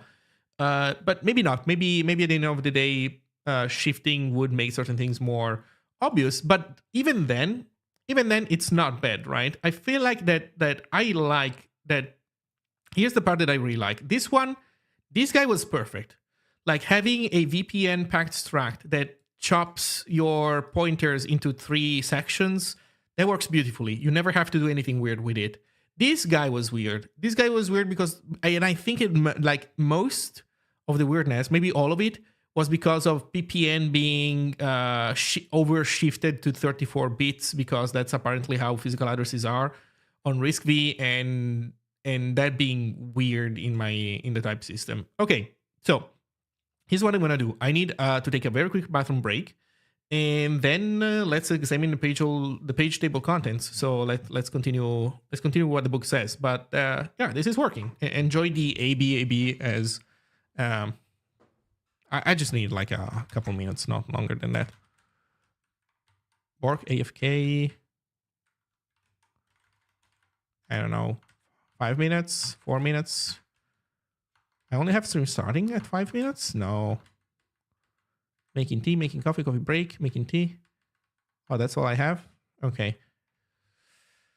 5 minutes. I need quotes.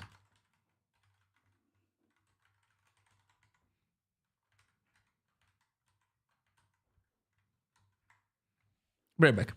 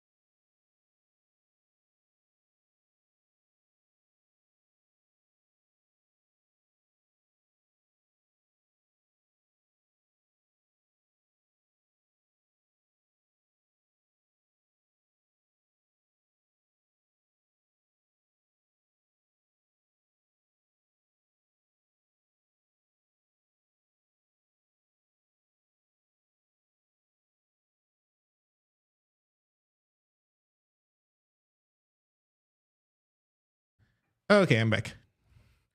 Not even need full 5 minutes. So, by the way, in the meantime, okay, before I continue, I was forgetting. Man, I'm doing all these software development. That's not what we're supposed to be doing here. We're supposed to be farming drama. Where's the link from MLAG? I forgot to open it earlier. Let's watch some drama. That's what you're supposed to do when you stream. Okay, let's see what happened. Stack corruption, compiler bug, steps to reproduce the observed behavior, Zig project, and while beginning work on my own standard library for Zig, during testing I've run into segmentation faults during UUAD comparison that shouldn't occur. I initially thought the issue was coming from SED mem.equal function. I mean, that thing is kind of simple, so probably does not have UB in it, but okay. And quickly wrote my own mem copy, which didn't help. Then when looking at it deeper, at assembly level, I couldn't quite figure out what's exactly happening, but I noticed that the UIDs passed by the stack are being corrupted via the call instruction. The passed by the stack are corrupted via the call instruction. The return pointer push to the stack. I have a memory corruption happened. Blah blah blah. Bug repro. Reap. It's gone. We'll never know. Okay, let's see what memlag says. 16 hours ago. A quick check with the marker confirms that there is no stock corruption going on. In blah, blah, blah. This function is just an invalid pointer. When I tried, it was x1f.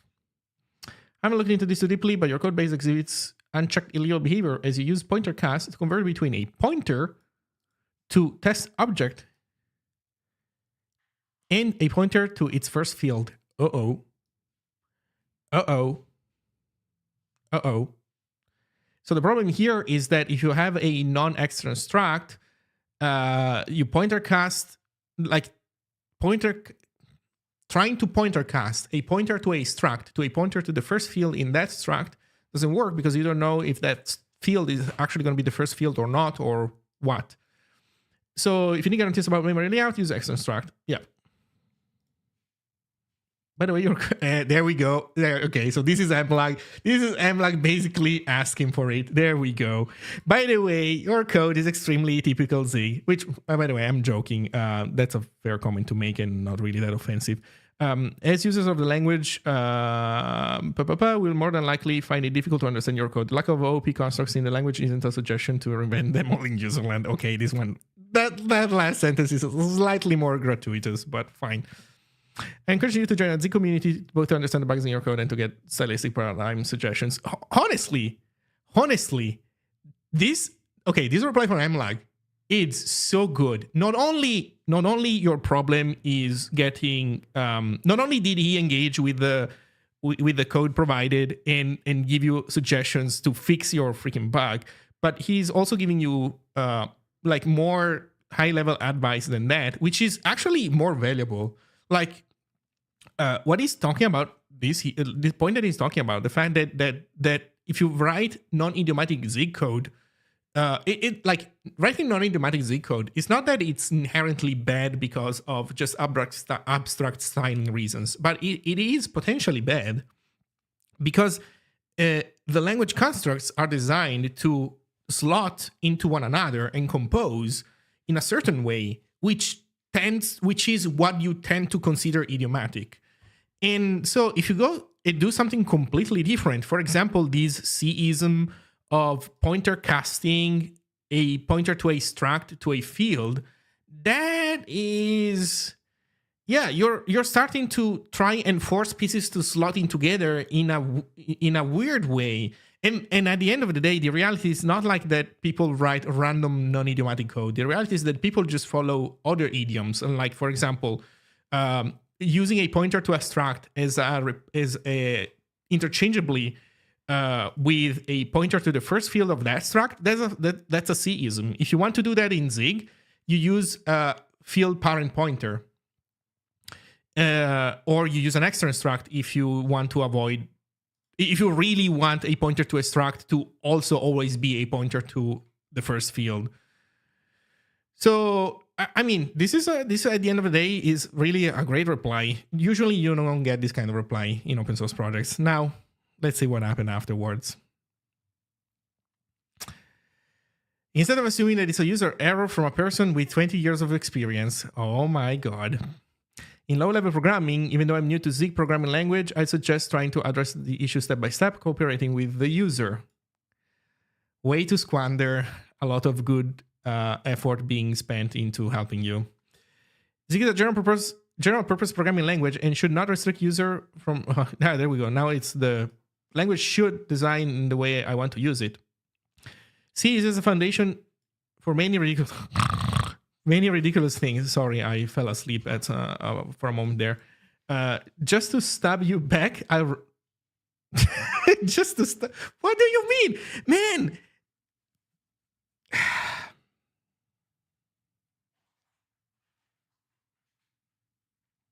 You know what the problem is from my perspective? The reality is that I get it. People have egos. I have an ego. Everybody has one. But it is true that if you really love something, you need to learn to stop protecting your ego. You have to decide. Either you protect your ego and then you can't be a learner anymore and so you can't be attacked by anybody, but then you're not going to learn shit. Or if you really love something, and that's something being software engineering or programming, then you can't have this attitude. You can't go into a conversation and assume that the other person is stabbing you. Like this is Amlag helping him, not stabbing. Like, man, this is somebody who you're like offering a plate of food and them like chucking it on the ground, thinking that we're just given garbage. I remind you that Zig uses interfaces in the standard library excessively, such as writer allocator, which is an OP concept. From the right perspective, nearly everything in Zig is an object, even imports, unless using namespace is used, which is much closer to C++ nature. But I'm not here to argue or fight. Okay, one paragraph of arguing and fighting afterwards. I'm not here to argue or fight, but to address a severe bug in the compiler, and this is my last attempt to raise awareness to the problem. Otherwise, I'm going back to the C and C++ world.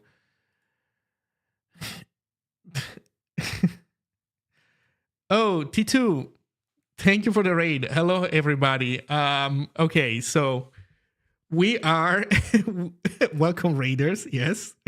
So we are reading an exchange on GitHub issues, an unfortunate one. And yeah, I was caught drama farming. God damn it. I was hoping I would be able to do that silently without anybody noticing. So we are developing an OS. I just implemented virtual memory, like page table. Everything works. Now you're just seeing ABAB running inside of QEMU. That doesn't tell you much.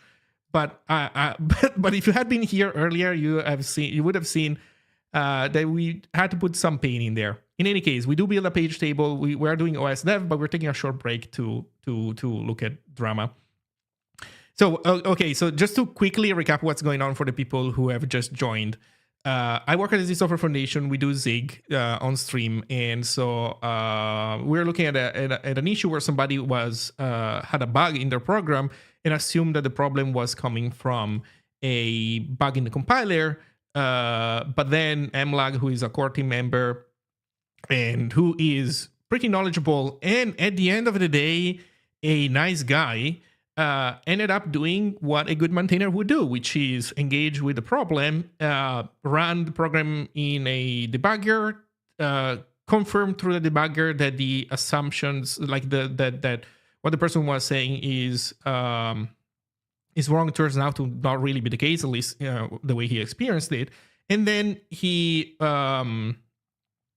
points out here. This is where he points out the core thing. Like this is the core thing. This is the core thing that is, how can I say? This is an objective statement that you cannot really object to. The point is this: the person was using pointer cast to turn a pointer to a struct into a pointer to the first field inside of a struct. If you come from C, that's a thing that people do in C. If you don't know much about lower level programming, you will, well, never mind. It's a thing that people do that in Zig doesn't work exactly the same. You can make it work if you want, but you have to use an external struct. So you have to specify a type to have a C-style layout in memory. And if you don't do that, then the layout of that struct will not be the same as you would expect from C. And so you cannot use at that point a pointer to the thing to be the same as the pointer to the first field inside the thing. And so Amlag replied that and then told the person that what they were doing is non-idiomatic, which is bad. Not because, it's just a matter of style, but because what is idiomatic Zig is Zig code that uses, features of the language and combines them in the way they were intended to be combined. So they tend to combine better that way. You don't have to do it that way. You can do it differently, but obviously the more you stray away from how the language was designed to be used, the more easy it is that pieces don't really fit well together and then you have to do more work. So this person was basically using C-style programming in Zig, which doesn't work too well. People that have been here watching the stream have seen that I've been, by the way, the book that I'm following to do the OS from scratch, it's a book that gives you C code. And so I had to take in a bunch of like C-isms and translate them into more idiomatic Zig code. And there is some work. Like writing C is not the same as writing Zig. So in any case, so this is what MLog ended up saying to the person. And I guess my point is that this is nice, like engaging with the actual problem at hand is nice, but this more high-level advice is actually really valuable. If people don't tell you that, it's going to take you a long time to figure this out on your own. Does the Z compiler reorder fields just to get a more efficient memory layout, or is there more to it? There is more to it. The Z compiler does what you described. So yes, if you read the language of reference, there is field reordering happening. But more precisely, structs don't have a well formed. Well, they don't have. I forget the exact expression. Maybe somebody can help me out. But Zig structs don't have a memory layout that a stable memory layout that you can rely on. The compile well-defined. Thank you. Well-defined layout. The compiler is allowed to add secret fields in the struct if it wants to, for example. And all of this stuff can be used for useful for debug mode. So yeah, it's not like the Z compiler will add a random secret field or garbage in your structs in a release build, but for debug, it's useful occasionally to have hidden fields that keep track of certain invariants so that the compiler can better crash when you have a debug build, because it can check that you're doing something wrong at runtime. So, but if you don't want that, extern struct, that's a seal style struct. So you can have it both ways, basically. Yeah, it's really good. I'll tell you one example where this is like a killer feature. Zig has unions, like untagged unions. An untagged union is like kind of like in C, right? A union where you have multiple options. But then what is the active field? It's not something that you can ask. You can ask the union at runtime. A tagged union also includes a tag that can be inspected at runtime. And so by looking at it at runtime, you know in which is the active case of the union, but you can also have untagged ones.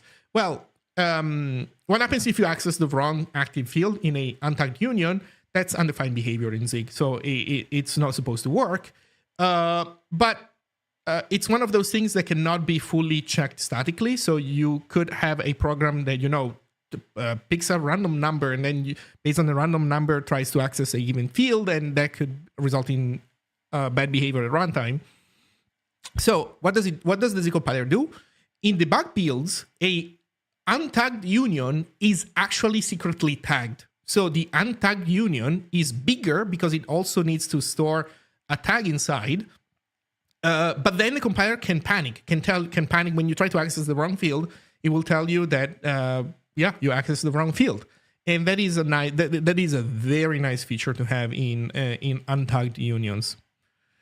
In any case, then this person didn't really appreciate what MLog gave them. So let's see. I have cleared up the bug report Rico with having commenting. I have observed the stock corruption and verified everything many times. I do agree that I shouldn't have posted bug report. But that was not even said. Well, anyway.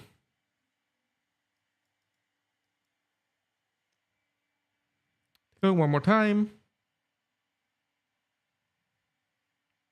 Your updated code has a stuck use after free bug. There we go.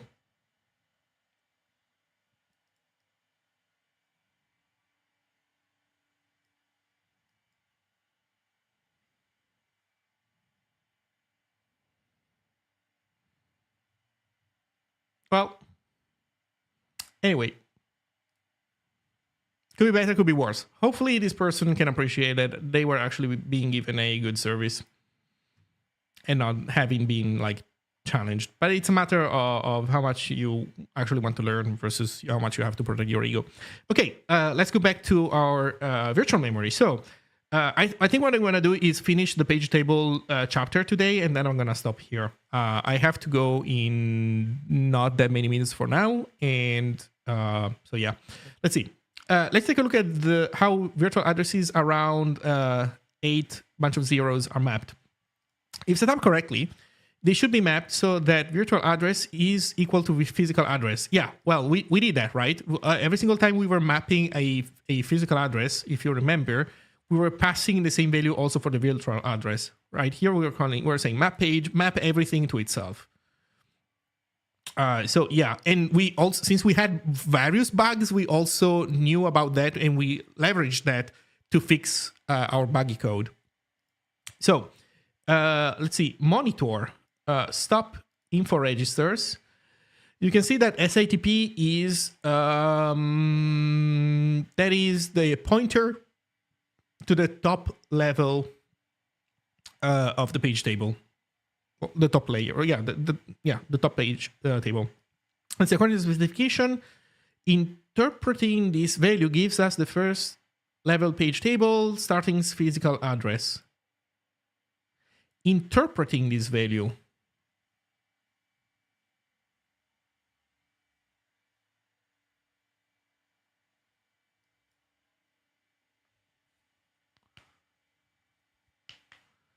Interpreting this value.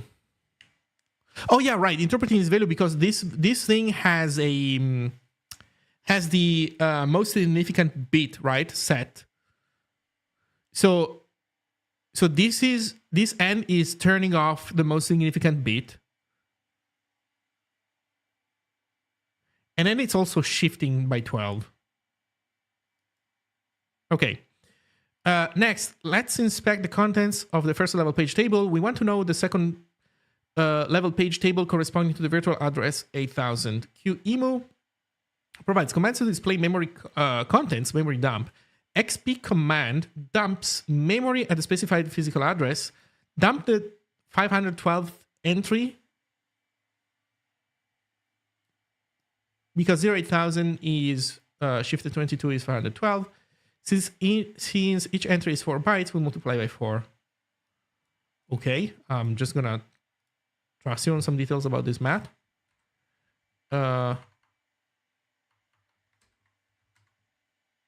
Oh wait, stop. so that we stop the spam. Okay, we were saying. Okay, let's see if the number is correct. Oh shit, the number is not the same. The first column shows the physical address and the subsequent columns show memory values. We can see that some non-zero values are set. Why is our value different though? That is a little bit sus, isn't it?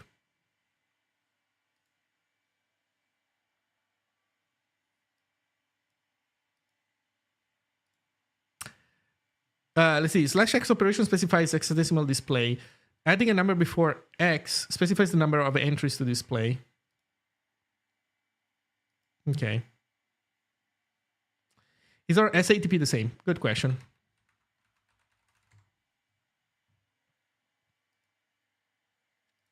$239. It is not. It is not the same. Do we have a reason for it to be different? Let me think.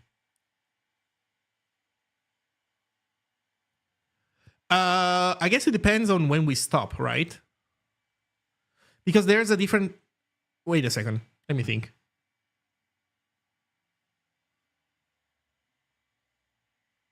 Okay, let me think for a moment.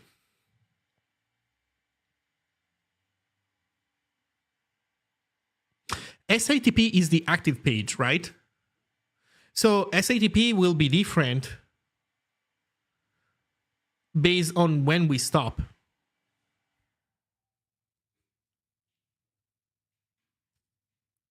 For example, what happens if we never yield?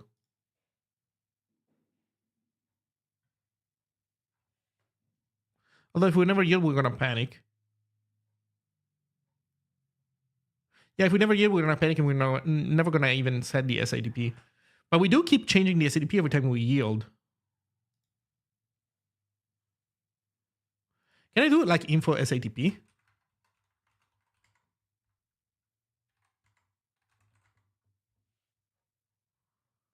Oh my god, all these commands.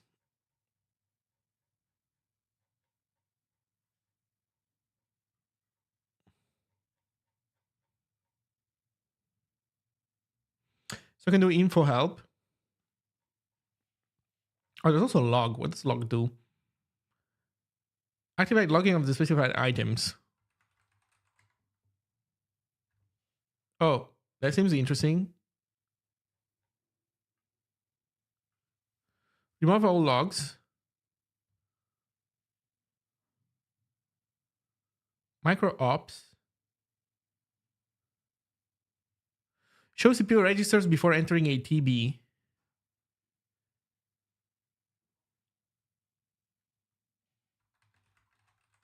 Info help. Help info.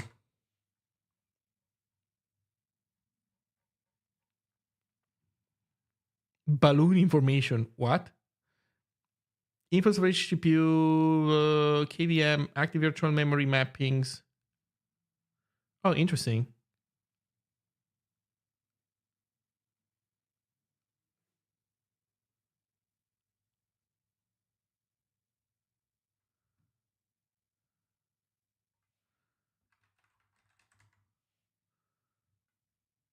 Oh, there we go.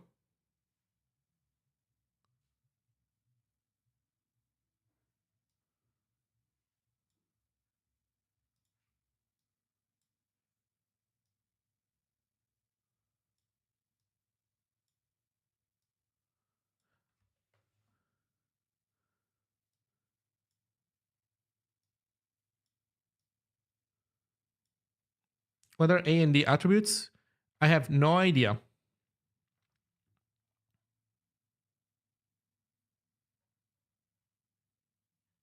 I have no idea.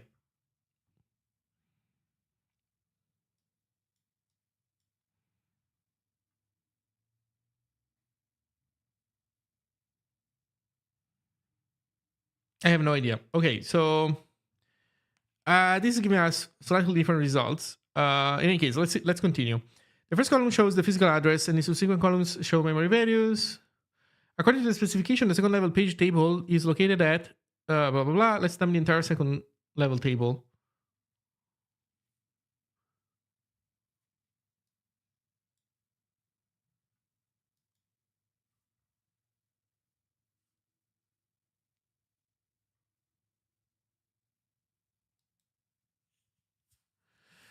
So this is right. The first page, the first level page points at the second level page. You know what? We can point. We can print these values as we actually set them up, right? So let's do it. The problem is, let's see.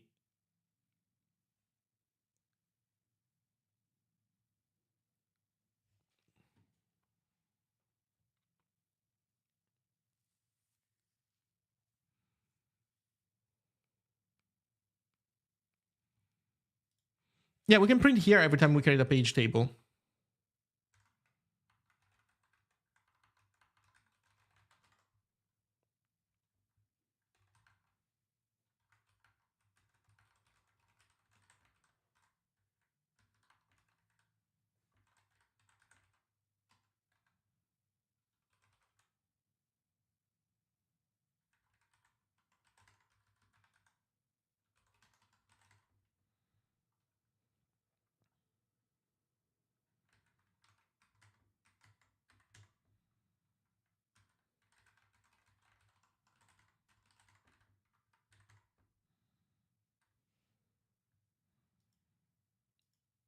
Okay, 3 processes, and this is where we put the 3 page tables. Let's see if any of those corresponds to what we were expecting here.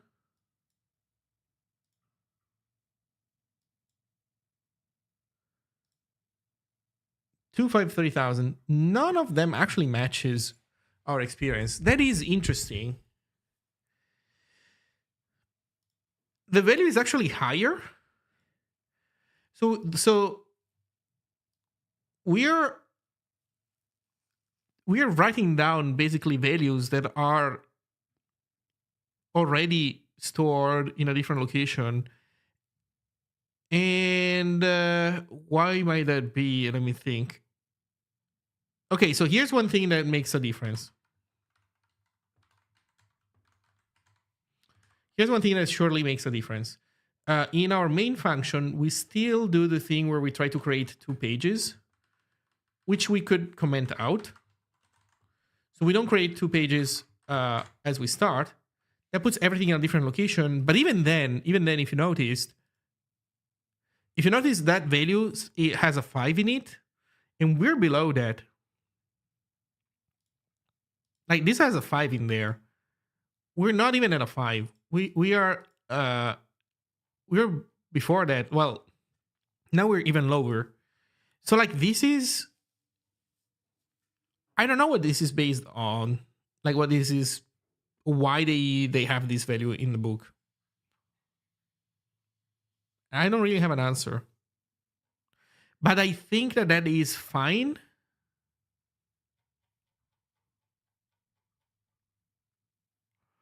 I think that is fine.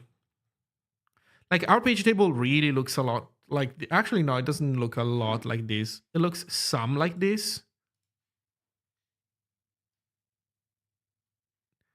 Not exactly the same.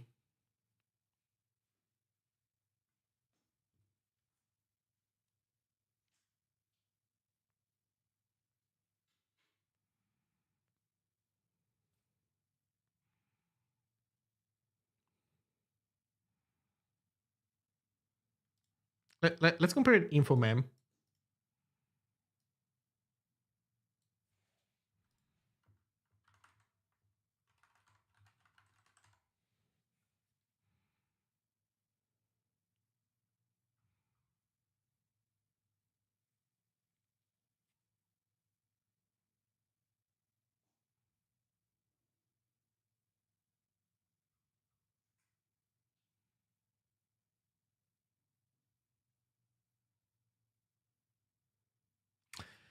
Yeah, they have something very different from us.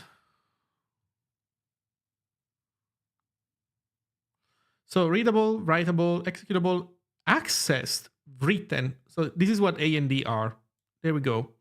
A and D indicate that the CPU has accessed the page and written the page respectively. They are auxiliary information that the OS, for the OS to keep track of which pages are actually being used, modified. Is P other physical address? Yes, it is.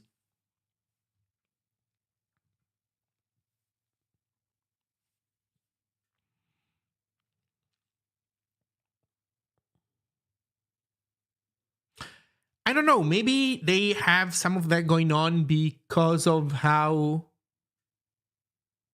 Oh, you know what it might be?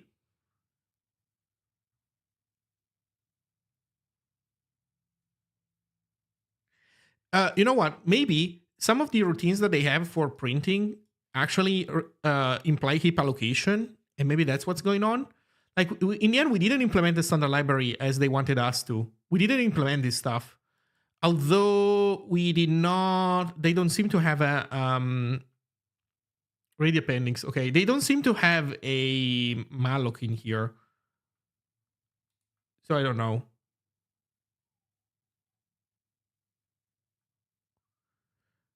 Okay, let's see. Blah blah blah.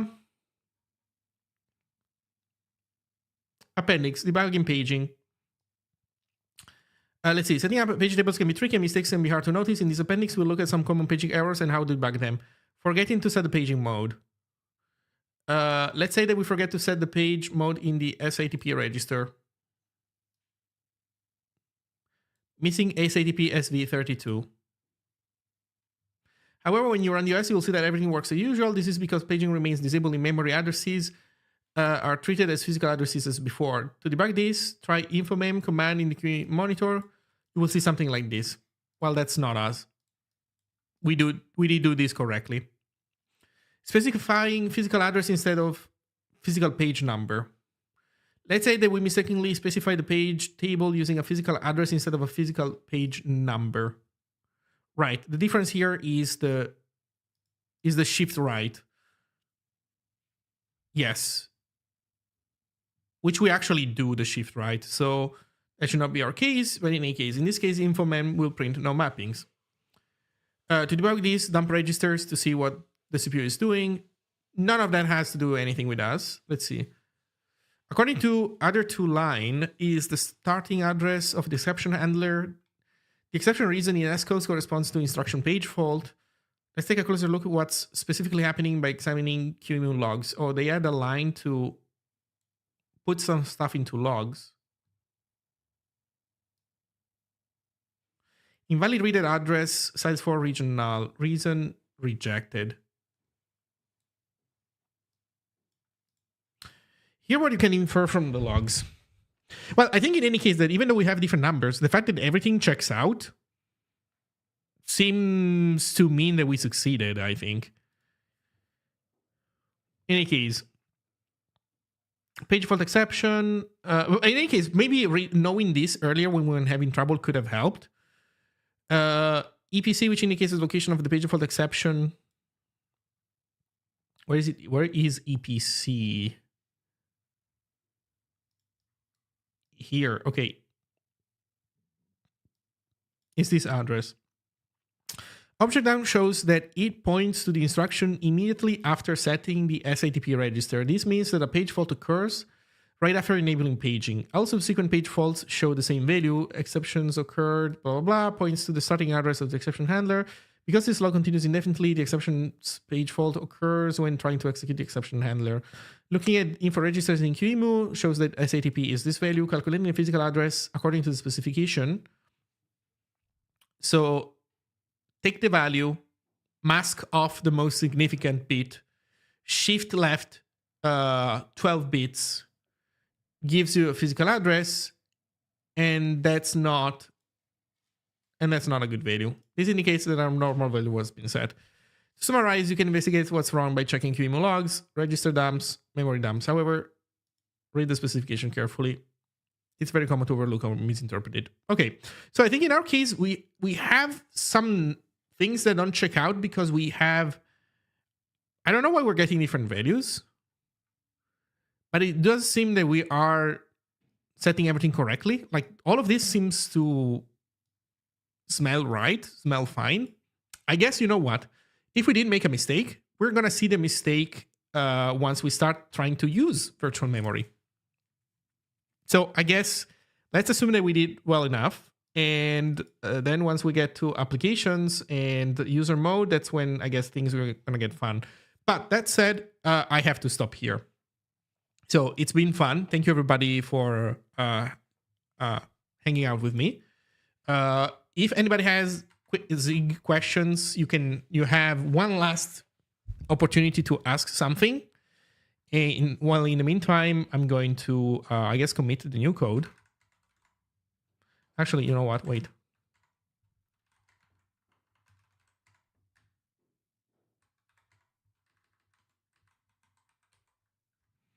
What do containers and ranch dressing have in common? Oof, a lot. And you know what? What's more interesting, the question is, what do Kubernetes pods and buffalo sauce have in common? The answer will shock you. I think we have a video ID already, even though it's still a live stream.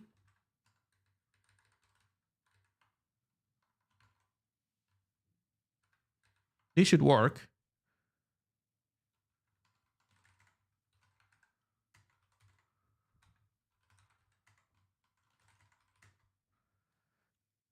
There you go. So this is day 3. We're almost done, by the way. Like, I'm seriously looking forward to get to user mode, system call. In system call, hopefully we're going to implement also, what's it called? A map. And so that's going to be finally time to run our programs in there.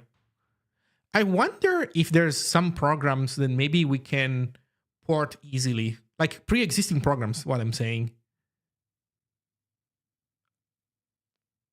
Something to think about. In any case, thank you all for hanging out. Let me see if we can raid somebody doing Zig, ideally. What do we have in systems programming? Holy shit, I'm the biggest stream in systems programming, in software and game development. That is crazy. Anybody doing Zig, I am not gonna send you to somebody doing C++. With all due respect to C++. You know what? I think I'm not gonna raid anybody. There's no Zig streamers, right? Let me also double check that. Yeah, nobody's doing Zig. Saturday morning concerns, maybe. Yeah, Saturday is kind of a slow day, but in the end, a lot of people show up. So I hope that, I guess people are interested in making an OS from scratch, even though most of it is I don't know, not all that crazy. In the end, we're printing A and B for now, not doing anything crazy, but we are making progress. So thank you all for